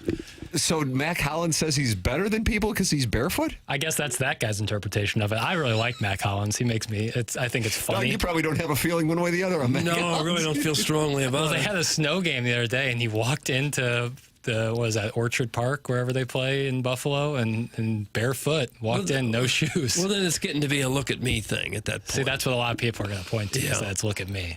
It might be, but he does like do this in the offseason with no cameras around. He's just always barefoot. He likes It's to a be free barefoot. spirit. I guess. Why would somebody be that upset about it, though? Like to call in and swearing like crazy? Of that barefoot motherfucker. Oh. At some point. I think it's a Chiefs fan worried that they're not going to have home field throughout. That's what I real think concern. it is. They have 3 games in 11 days. And who knows what the Mahomes situation is going to be. But the Bills need the Chiefs to lose twice, right? To get them to the 3 losses. Are you going to play Mahomes? Like, what if Mahomes doesn't play on Christmas? You know, like they have this whole Christmas game, and Mahomes is going to headline it, and he can't play because of his ankle. What's the NFL to do? The perfect storm in a bad way for the Chiefs. All these games scrunched together, and Mahomes injured. But what if Mac Hollins can't play because he stepped on the thumbtack? If you're the coach, wouldn't you say, hey, I want your feet protected? I don't want some injury to come up because you're too lazy to put on a pair of shoes? I actually wouldn't be surprised if there's some language in his contract that allows for this. Truly, because of exactly what you're talking about. I don't know for sure. I'm speculating. I might even be crowdsourcing. But I definitely I could see that being the case because you're not wrong, Doug. Like, what if you get you better be up on your tetanus shots? Are you guys up on your tetanus shots? Is that too personal? I think so. I think they last 10 years. I think the 10 years you get. I think so. I burned my hand on the popcorn machine while I worked at the movie theater and had to get a tetanus shot. Is that right? Oh, it burnt. Tim Something just had serious. his plumbing injury. Yeah, it's a good time to think about actually, it might be a good time to check. Look at this. I'm putting my little hand up in the YouTube camera. Look how tiny my hand is. It's like a pincer. I can barely hold a pen. It's so weak. So small. Let's get Timmy a little tetanus shot today. I read the other day by some guy talking about vaccines. Maybe it was even RFK Jr. Martin's like, oh boy, I'm going to go on board. I just want to know if RFK Jr. only talks about vaccines. No. You're like, hey, RFK Jr., what's going on? Hey, how about the Commanders playing good? This vaccine problem. And you're like, no, I wanted to ask you real quick about the price of gasoline. If it weren't for the vax. And you're like, wait a minute. Go ahead, Doug. Go ahead, Doug. I'm sorry. They were saying tetanus shots are so overrated that you have such an infinitesimal chance of getting anything that it said unless you were over 65 and Hispanic male, the chance of you getting any problems with tetanus are like 0.009. Yeah. Is big tetanus behind it? Is there like a shot industry? Big pharma. Time to take a break. Big pharma. Wow, Jackie wrapping it up. No, that's a joke drop. That's not a real drop. That's a joke. Okay. That's a joke drop. Guys, Jackson drives around with a mask on. It's from the Crystal City Glam Hammer. Good stuff. Is that true? Good stuff. Do these clowns want lockjaw? I don't care about what RFK says. I don't That's want the sales pitch. I don't want lockjaw. I don't want to deal with rabies. Like you guys. Rabies. How many humans have you ever known had rabies? Too many. Too many. Can you point to one out of his that's had rabies? One. No, but that's a bad example. Like that, I don't know anybody who has had Legionnaire's disease, but I know it exists. Do you know anyone that's had lockjaw because of tetanus? French Montana sang about having lockjaw once. But do you know of anyone who ever had it? No, but that's probably because it's like the mortality rate is through the roof. I remember Michael Scott had a fun run for it. He goes, a lot of people are too scared to have a fun run or a fundraiser for a disease that's mostly eradicated. And I thought that was bold. Gosh. Jackson's part of the problem. Yeah, let's ask the bear. Let me tell you about the great people at Schaefer Door Company. That's Jason Gosrow and his team. Jason was at the TMA Annie's Hope Toy Drive for Hot Shots this past Thursday night. Hot Shots in South County at Schaefer Door Company, online at schaeferdoor.com, and they spell it SCHAEFER door.com. Now, it gets cold, and you go out to your garage. You open up the garage, and all of a sudden you hear a big crash, and then the door falls to the ground. You go, what in the world was that? If it's the first time it happened, you're like, what just happened? Well, here's what it is. It's the garage door spring break, and it happens a lot in the cold. And what you do is you go to schaeferdoor.com, and they are going to be out there super fast, take care of it, and then it's done. Or you can call or text a number that Jason set up specifically for TMA listeners. That number is 636-782-3608. That's 636-782-3608. That's going to get the quickest response time. It's Schaefer Door Company. They service commercial doors as well. SchaeferDoor.com. 636-782-3608. Schaefer Door, a Clopay Master Authorized Dealer. Martin, you going to go ahead to the onboarding? I'm a little late for onboarding. Okay. You guys carry on into 9-4? We have Jackson's weekend wrap-up, Doug. This is unlike any other show in St. Louis Sports Talk Radio. I know we do. No one else will talk about it. Can you wear a mask while doing the weekend wrap-up? That'd be so great. I know we do errors and omissions at the end of the show, but I want to do lost YouTube comments that I think that have made me giggle. This. First of all, the people, Don Peavy saying he's such a little cis boy, he's afraid of his own shadow. I really like that, and I'm afraid of puppies. But when we were talking to Gabe, the Boston Market ad bot said it was Miller Moss afraid to come to Columbia because of the KFC. And I thought that needed to be highlighted. Yeah, the Boston Market ad bot is a star in the YouTube chat. This simp bitch definitely wears a mask when he buys hummus at Whole Foods. That's from Beer Cats. I don't really like hummus. I'm not into chickpeas. Oh, hummus is good for you. I know. I wish I was more. I love dips, but I'm not really into hummus. Well, it could give you rabies, I guess, if you had a sore on your finger or Well, something. if they have like a possum in the Make sure chickpeas. Whole Foods chickpeas. Jackson cruising around in his Prius by himself with a mask on. Sounds like a typical Friday night. That's from the Whatever. I drive a car that takes unleaded gas. How about that? Yes. This guy's a real American. That is a Jackie flex. Papers. That's right. Red meat and unleaded 87. How about that? And a basketball in the backseat just in case a game breaks out. Always ready to hoop. Ladies and gentlemen, Jackson and I are going to go on YouTube at 11:20 for the Tim McKernan Show podcast, 11:20-ish, youtube.com/TMASTL QFTA today. On a rainy Monday, it feels like a good day for us to snuggle up. You are looking live. You are looking live. That's coming up. You can send your questions, comments, anything in to T. McKernan at InsideSTL.com. This is TMA, and it's presented to you by Brown and Crouppen on 101 ESPN.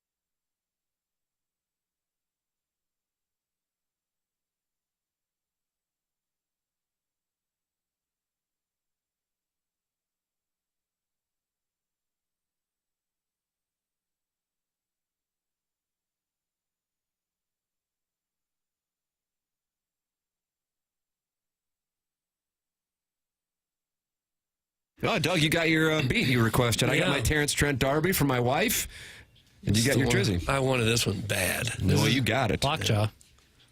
Ladies and gentlemen, this is the Morning After, and it's presented by Brown and Crouppen. Tim McKernan, Doug Vaughn, Chairman Kurt slides in for Martin while he's onboarding.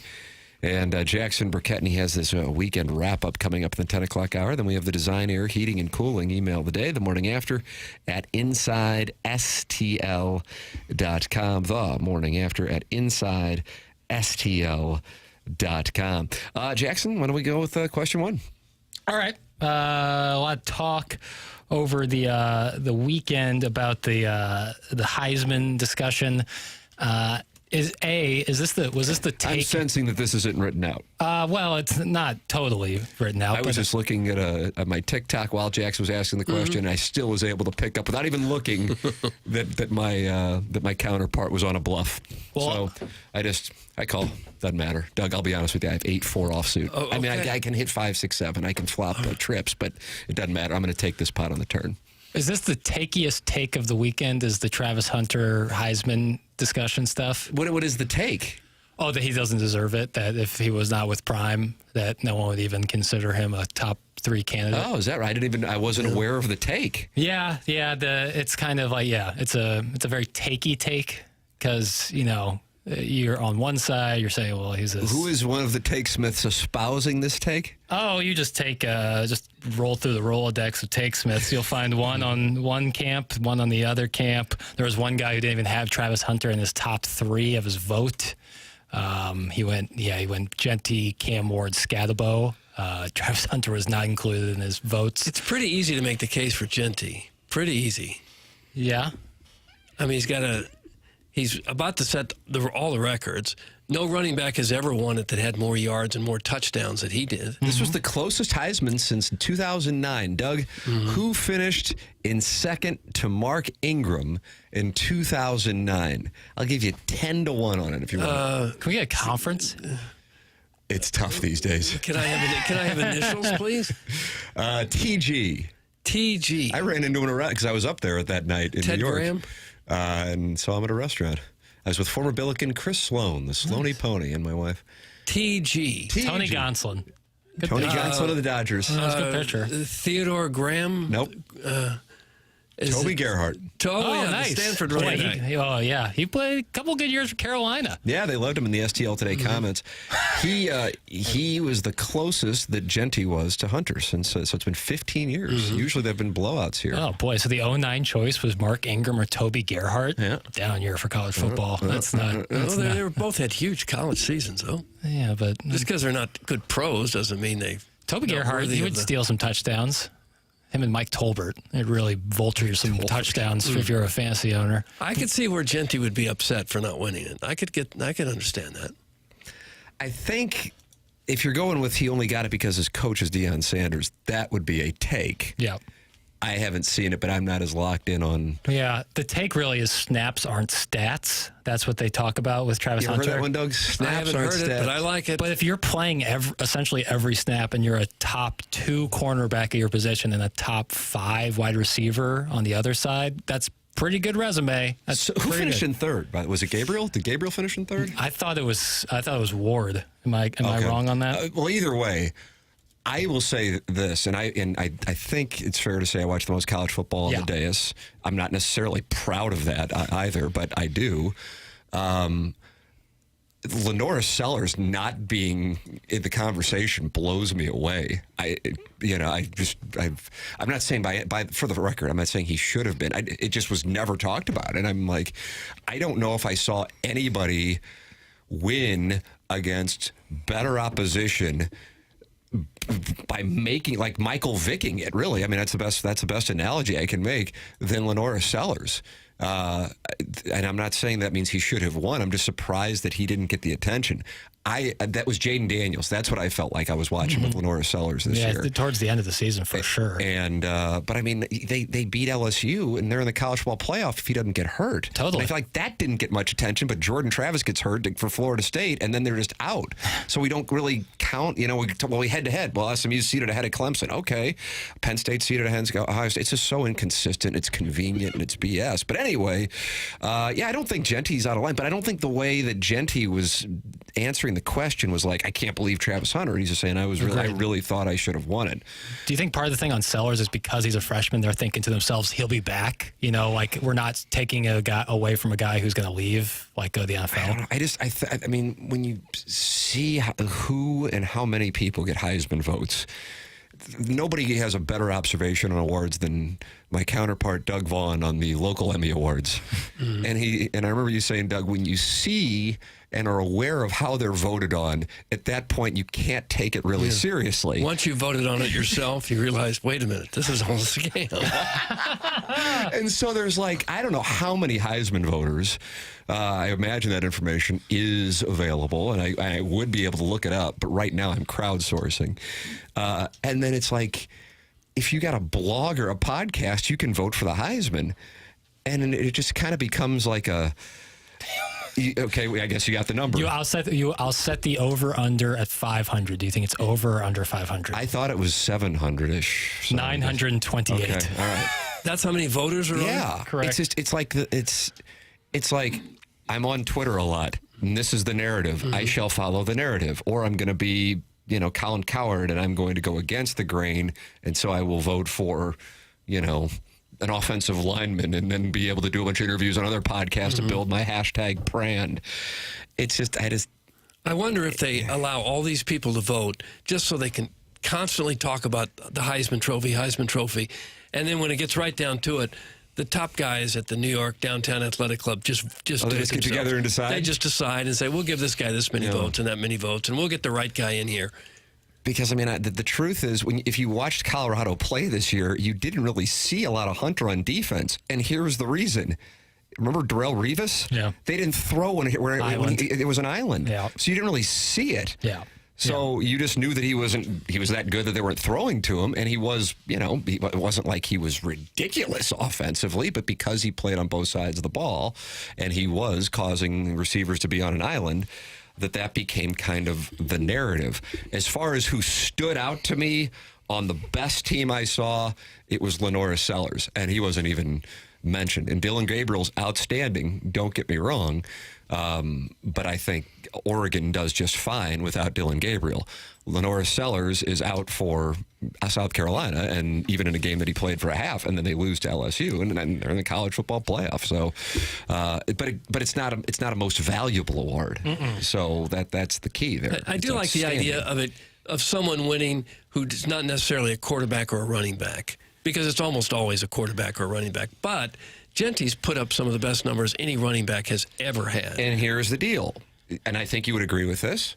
If he were doing it in the SEC or in the Big Ten, he would have won. Sure. Okay. And I'm not saying that that's right or wrong. I'm just saying that is the way that it is. I didn't have a problem with the Heisman, but I'm going to go all undisputed here. The Biletnikoff Award. Yeah, given to Travis Hunter. Yeah, when the guy from San Jose State led receivers in the nation in literally every category. Yeah. And then Travis Hunter gets best wide receiver. I thought that was very odd. But again, like the awards voting and everything around it, it's like, maybe this is all kind of fraudulent. Not fraudulent, but like not that big of a... Window dressing. Yeah, thank you, Doug. That's the right word for it. Sharon and Clayton with a hell... Is anybody aware of this?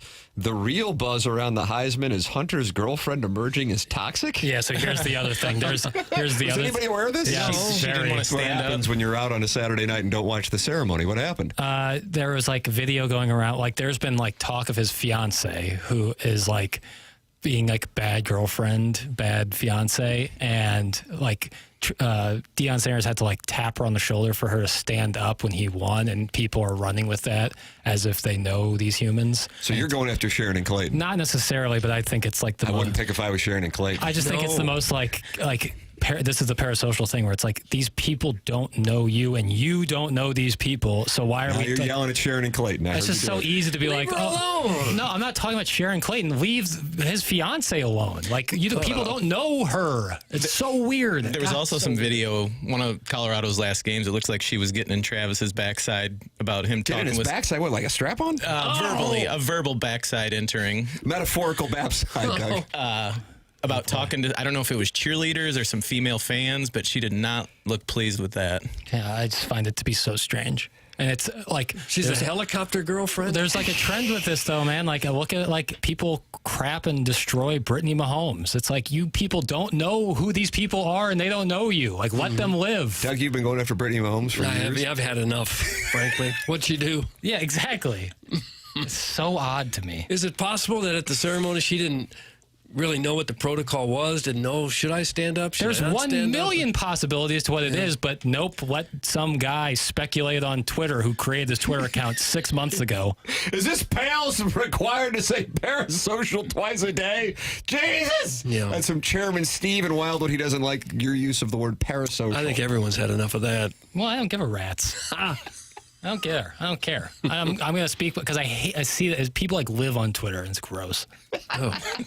Clip that off. Let me tell people about Illinois Recovery Center. They're online at IllinoisRecoveryCenter.com. Whether you've made the life-saving choice to seek help on your own or you want to be prepared for the other end of an addiction intervention with a loved one, the chance to learn about addiction recovery is available to you at the Illinois Recovery Center in Swansea. So if you or someone you know wants more information about the Illinois Recovery Center, please call 888-472-9559 or visit IllinoisRecoveryCenter.com. Transform your story at Illinois Recovery Center at IllinoisRecoveryCenter.com. Tim McKernan, Doug Vaughn, Chairman Kurt, Jackson Burkett with you. The program is The Morning After. It's presented to you by Brown and Crouppen, Munganess, St. Louis Acura, Munganess, Burkhardt, Alton Toyota, 10 o'clock hour here on 101 ESPN and the TMA STL YouTube channel.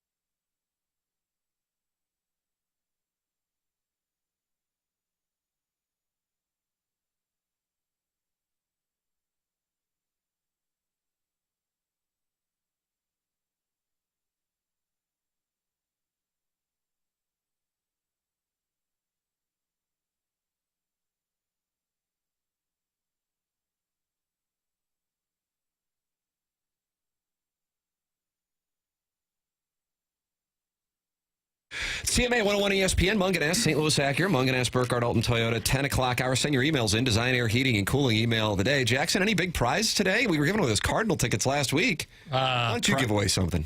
What can I give away? Give yourself. Yes, give yourself to the people because Sharon and Clayton is not happy with you. Go wash Sharon's car or something to kind of give back to the community. Yeah, when she went after Travis Hunter's girlfriend, she said, all due respect, Piddles, but I think I know what a toxic girl looks like more than you do. There are plenty more documented instances where she proves how toxic she is. It's a pattern. She's dragging him around by the nose worse than Beth Dutton does to Rip on Yellowstone. Sharon and Clayton. I just don't like to comment on the private relationships of people I don't know.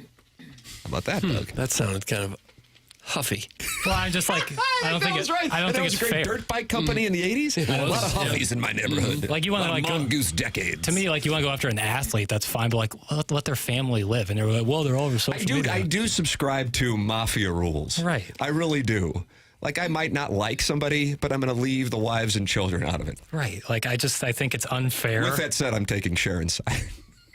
But mafia apparently, rules, I'm the only one bold enough to take on Sharon and Clayton. they only played by mafia I crossed rules a bear. until somebody became a stool pigeon. And then it's a free-for-all? Sure. At what point is it okay to go after them a little bit if they start inserting themselves in? Apparently on Twitter as soon as it happens. No, I didn't mean to get y'all worked up. I'm not upset. I couldn't be happier. I'm itchy. I don't know what. I might Who's have a been the skin most rash. toxic girlfriend of all time? Ooh, good that's a question. great Call question. in. 3-1. I guess you can't take the calls, though, Chairman. 314-974-010, but we'll take your text. And then we got the YouTube chat. If Jackson gave himself away, it would be a record day for email submissions. How about that? What does that mean? Like give myself, like you can do whatever you want with me for 24 hours? Yeah, that off. I might go email in. I don't like that I think idea. I know the most toxic girlfriend. I think I have one Would it be too. Steve McNair's who killed him? I was going to go Lisa Left Eye Lopez. That's a nice place. She burned down Andre Rison's home. Oh, yeah. Wow, this is a nice question. McNair was shot and killed. Yeah. That was a bad Netflix show, by the way. I just watched that last week. Don't you agree with me? Didn't do a whole lot What the for hell me. happened? Jeff Fisher was all over it. I But did it like just hearing it Fish in ended. that a lot. It's like they had a theory right at the end, and they're like, "That'll wrap her up." We'll be back next week with a poorly produced show. Yeah, there is a little bit. I saw something they're doing a Netflix documentary on the late 90s Orlando Magic. And I was like, is this the barrier for making a documentary? Like a team that was pretty good made it to a Did championship? anybody watch the New York Sack Exchange, which was debuting this past Friday night? No, but I heard it targeting was- guys in their 40s with 2-year-olds. I heard it was pretty good. I enjoyed it. And here's the thing. It's right before my sports memory began. I didn't even I knew the Jets played at Shea Stadium, but I thought that was like in the 60s. They played at Shea Stadium all the way up until like 85. For a while, yeah. You probably went up there and maybe covered some games with the Dolphins since they were in the same division. I missed that. They did play him every year, but for whatever reason, Everyone I up never there. And then they moved went into Giants Stadium with the Giants, obviously, and they were there up until 2009, and now they share MetLife. But yeah, Mark Gastineau and this walking up to Brett Favre. I saw that. And saying, you really hurt me by giving Strahan the sack, which I think he did do. Right. It's pretty obvious. There was only 2 minutes left in the 2001 season. Favre takes a dive. Strahan breaks Gastineau's record. And then there was the Minister of Peace. He'd switched to Larry Falk, and he changed his name like in '76. He was on that D-line. Mm-hmm. Joe Klecko. Yeah. Marty Lyons. Marty Lyons. That was the New York Sack Exchange. I would recommend it, and it predates me. I don't necessarily know if there's a whole lot there. They certainly accused, and you were probably at this game because you were working at Miami Television at the time. They go down and they play the Dolphins, I think, in the AFC Championship game, and it rained, when they didn't put tarp over the field. And they said that was to benefit the Dolphins, and it cost them going to the Super Bowl. And the Dolphins went to the Super Bowl that year with Marino's rookie year. Yeah, were you at that game? A.J. Dewey was a Dolphins linebacker star back then. And they had Marino, and they had all those Were you at that? That was at the Orange Bowl. I'm sure I was, yeah. You got to do some show prep with I me, don't really man. remember it right now. It's been 40 years. I was probably there. Well, with your relationship with Don Shule, I would have thought you would. Yeah, you guys were boys, right? I got sucked into watching Who Killed John Benet Ramsey on ABC. Goodorbad.com. My wife has watched it. I have not. I watched it. A lot of block letters in that note. They kept saying, new information has come. Do we finally have the answer? So I watched 2 hours, and at the end, well, we really don't know what happened. alert! Son of a sack!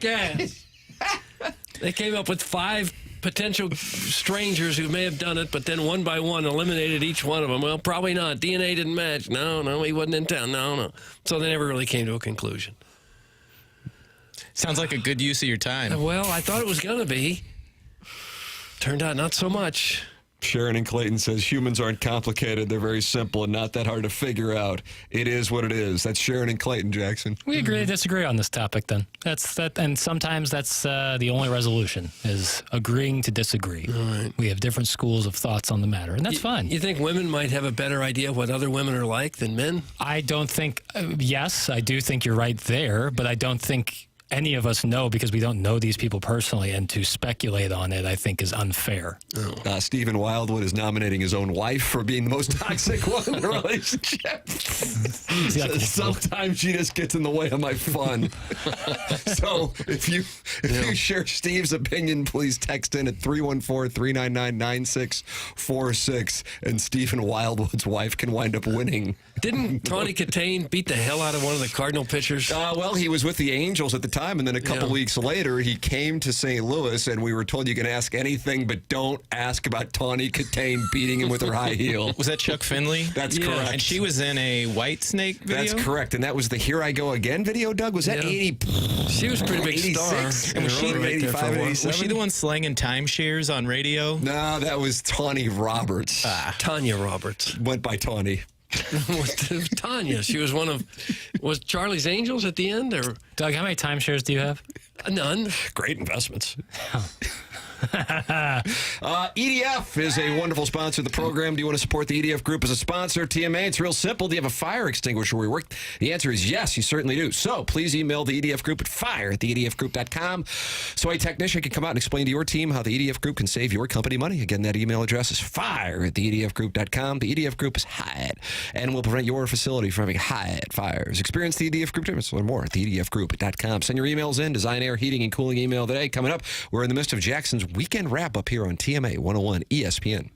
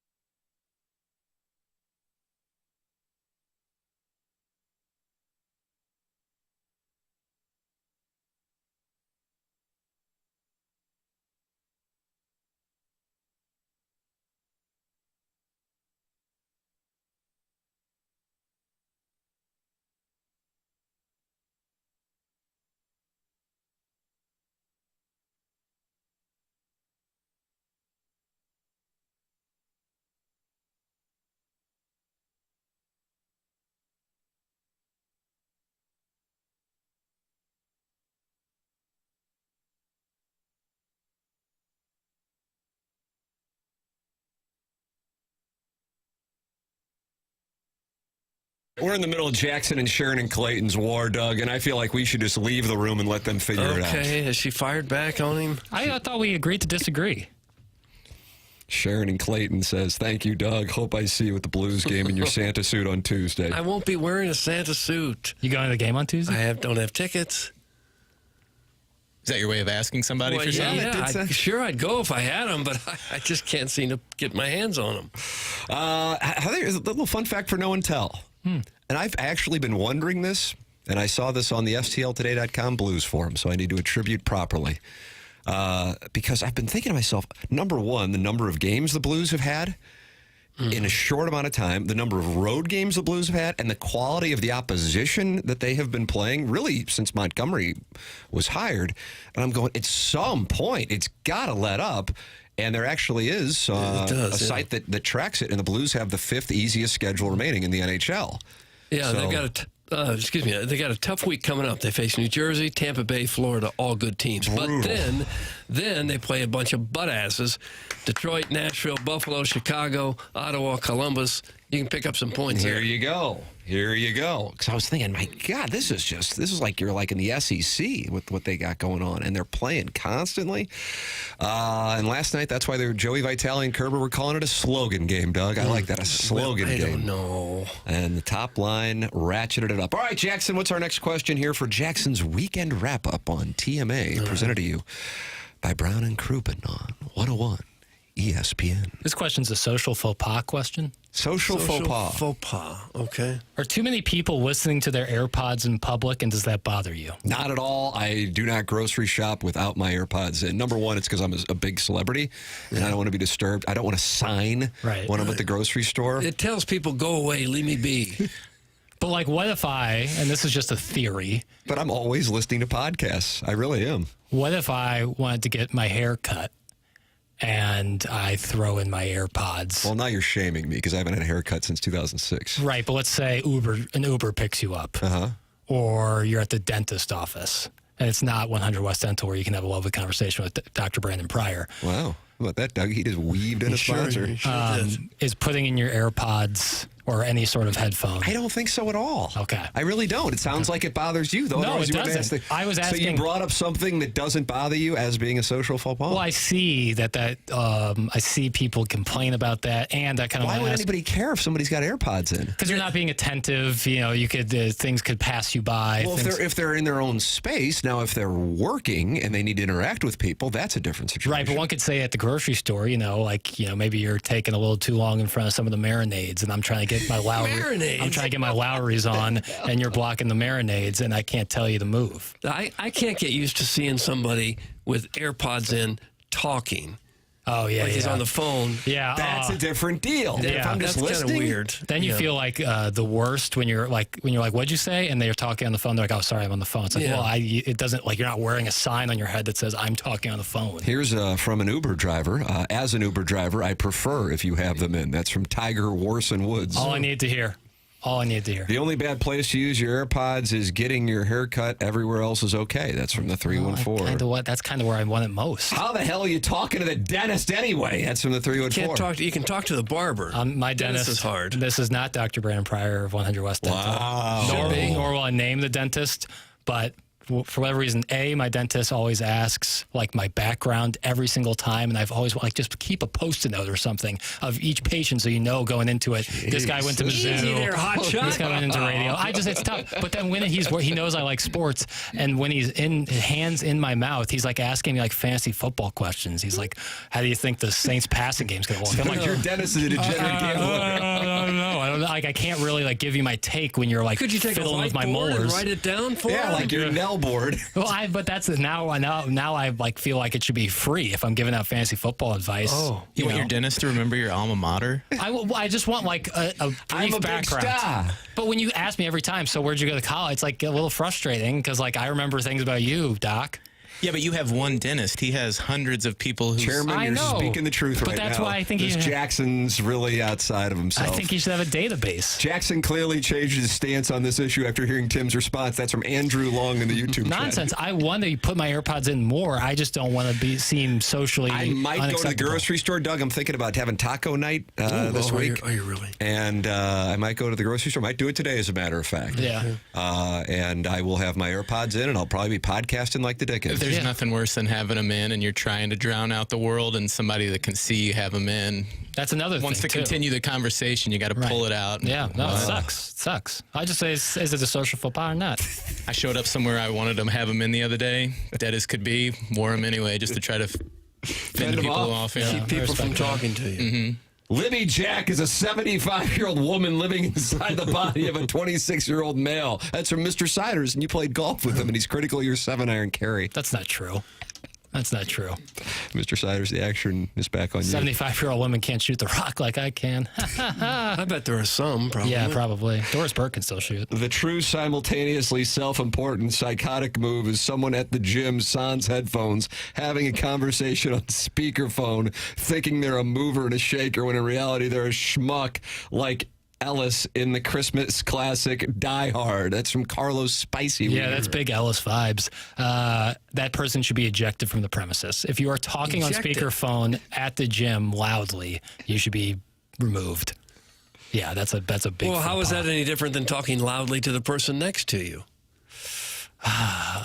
Fair question. I think that you should also mind your P's and Q's. You know, you shouldn't be screaming at your buddy when you're working out when there's other people around you. You guys are antisocial jerks. There you go. Good at it on the fly. 314. Not necessarily. Just sometimes you want to be in your own zone or listen to something. You know, and you get good information out of a podcast. It's like a human write-off, you know? Like this Doug, it's a human write-off is like, what we're But just you told. really don't like talking to people? Like if you go to a convenience store or something, you'd rather have your earplugs in to say, nobody dare talk to me, as opposed to just saying, hey, how you doing? Good to see you. Hey, yeah, I'll have this soda. I know, like That bothers you? you're like the king of the folksy. He's whimsical. Yeah, the whimsy and folksy. But sometimes I don't want to talk to the guy buying, Marlboro Golds. But it bothers you to do that? It doesn't bother me. I just told you yesterday I was at the grocery store and some guy asked me about my jacket. I chatted it up with him. Did you? But I can't say that like if I had my druthers I would do that. There's a gentleman who really wants me to read this, and I'm hoping it'll settle him down.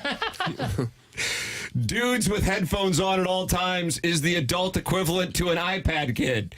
Come on, Tim, read this. Call Jackson an iPad kid. There you go. That's read this dumbass text. Yeah, he just did. I'm not an iPad kid. I grew up, I didn't have an iPad. That was before my time. We had iPads in school, though. It was cool. I forget I have my AirPods in and then go into meetings. About halfway through, it dawns on me that I'm wearing them and feel like a real jerk. Of course, my hair partially covers them. Sorry, Tim. It's from Colorado. Yeah, I don't have that. It almost says I'm doing something far more important than anything you could possibly say But to I'm me. grocery shopping. It's just me in a cart.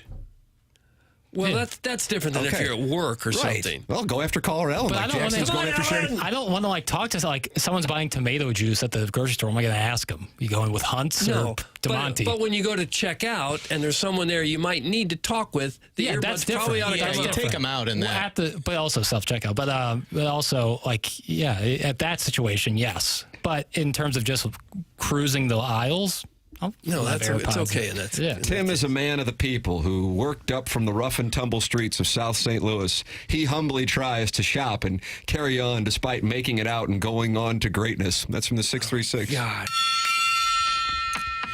If you need me to follow you around the grocery store and keep people away, I wouldn't mind that. Yeah. I wouldn't mind that. That'd be helpful. It's eliminating is what that is. Send your emails, and we got that Design Air Heating and Cooling email today, the morning after at InsideSTL.com, and BK and Ferrario come in. This is TMA. It's 101 ESPN.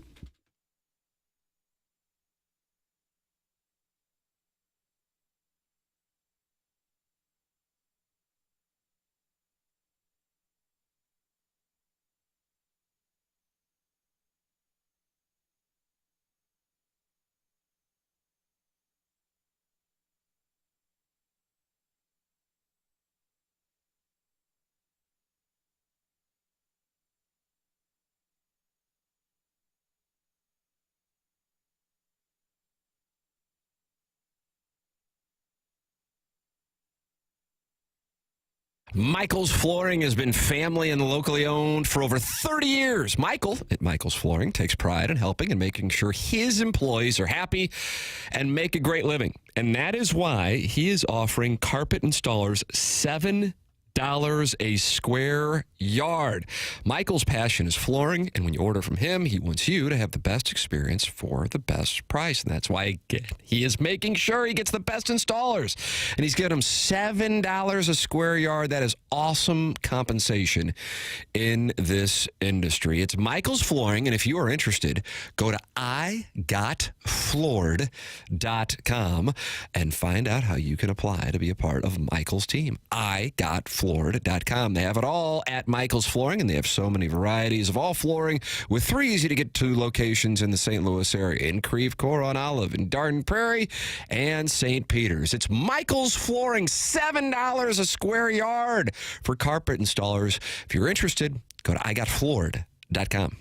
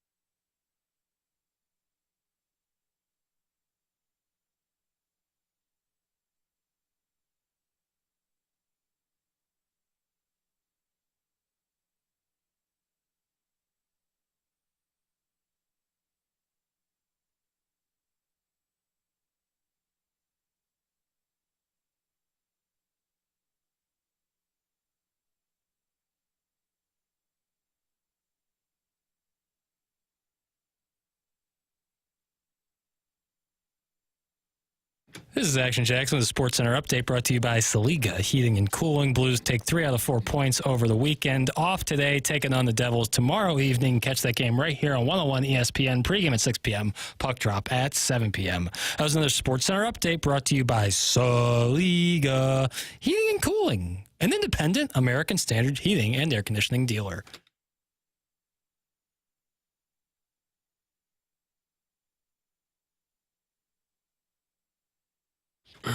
Talking with Chairman Kurt in the commercial break, and he gave me the forecast for South Bend, Indiana on Friday night, Doug. 30 32 degrees and snow in the forecast. Oh, my. Maybe the Hoosiers can pull the upset. Snowy conditions can lead to anybody can win.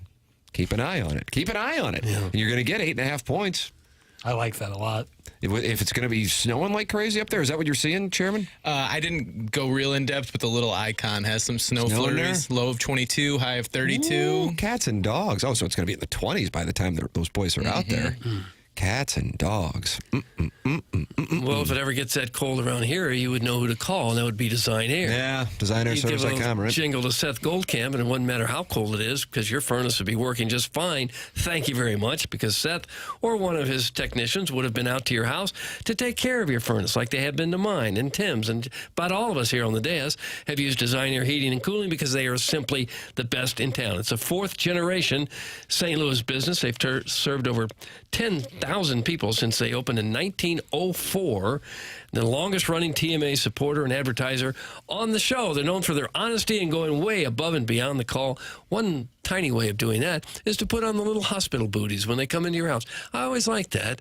You know, you never know where the guys have been, but when they come into your house, they want to make sure they don't leave any dust or dirt around, so they put on the little hospital booties, and then they go into your basement and they work on your furnace. And they will work on it better than anybody can because they are simply the best in town. So for all of your heating and cooling needs, you need to choose Design Air Heating and Cooling. You can find them online at designairservice.com. Yeah, Design Air Heating and Cooling online at designairservice.com. We'll have the Design Air Heating and Cooling email today. Next, this is TMA 101 ESPN.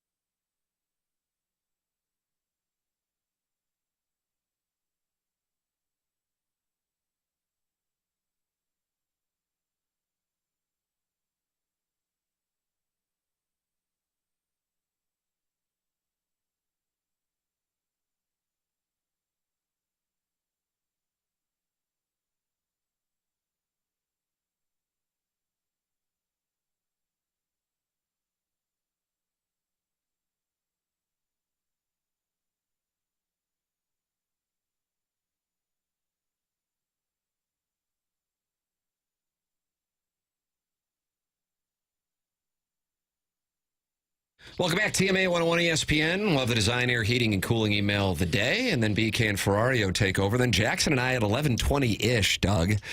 YouTube.com/TMASTL. Get ready. You can send in your questions for the discussion. Anything goes in here.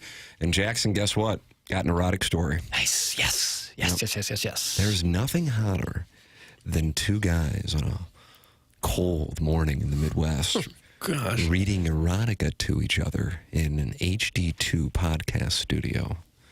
Naughty, 25 minutes away. That's my forecast. Gosh. It is naughty. That's what you're going to do? Some might say it's our naughtiest episode yet. Really? That's right. Some would say. Some might say. And you can email in for anything you want. You can send in whatever you want. Questions, comments, anything works. And I'm going to read it. How about that? I'm going to read whatever you send. That's my promise to you. Anything. T. McKernan at InsideSTL.com. James Carlton sponsors the Colonel. Colonel's getting frustrated with the fan base. On the fan base. Gabe tweeted out moments ago because the Missouri fans are getting frustrated with the transfer portal situation.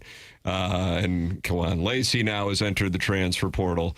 That's a big miss because he looked really good. He did really indeed. Good. How people were loving the transfer portal, and then how they're not, and then they were loving it, now they're not, and then they were loving it again, and now they're not. And Gabe's getting frustrated.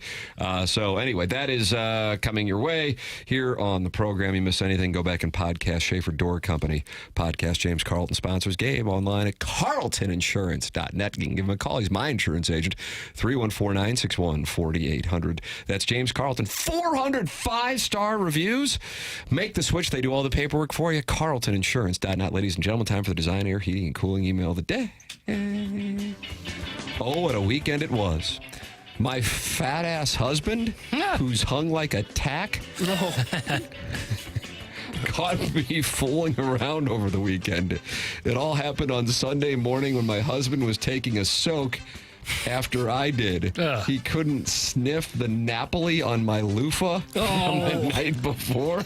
Or no, he could sniff the Napoli on my loofah from the night before. You can sniff it, Doug? I don't know. You can sniff a loofah. I knew I shouldn't have let that Northwestern Mutual intern take a Han bomb out of my crack. What's a Han bomb? I don't know, but I don't like it. Bartender in Napoli. You're not self-promoting enough. He does a wonderful job, and he has a signature shot, and unfortunately, that's what happened here. I do know where to go from here. My monogramming business is in shambles. And with these interest rates, nobody is buying charcuterie. And if my husband finds out I traveled to South County for TMA Live last Thursday, my name may be removed from the trust. Thoughts, concerns, much love from this voluptuous MILF. Doug, that's self-made, stay-at-home Ledoux mom. Self-made, stay-at-home Ledoux mom. Sadie Hawkins, Doug, the Blues took 3 or 4 points over the weekend, but Libby Jack wouldn't know because he was too busy watching the NBA's contrived in-season tournament. Right. Pat Mahomes injured his ankle, but we're not going to get to that until Spready's older brother calls in to demand an injury update.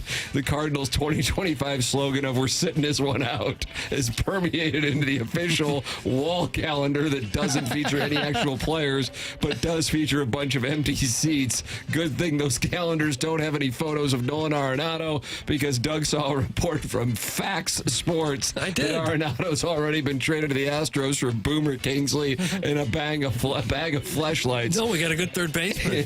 With Arenado reacting with the quote, "Bang bang Stroh's gang." But I think the lead is that someone is trimming their shrubs in the Hubbard bathroom. Yes. It flew under the radar last week of Miss Libby Jack taking so much shrapnel for his TMA award nominations that he completely mailed it in and then shifted blame to the owners of a fictional real estate agency from a 32-year-old David Mamet screenplay.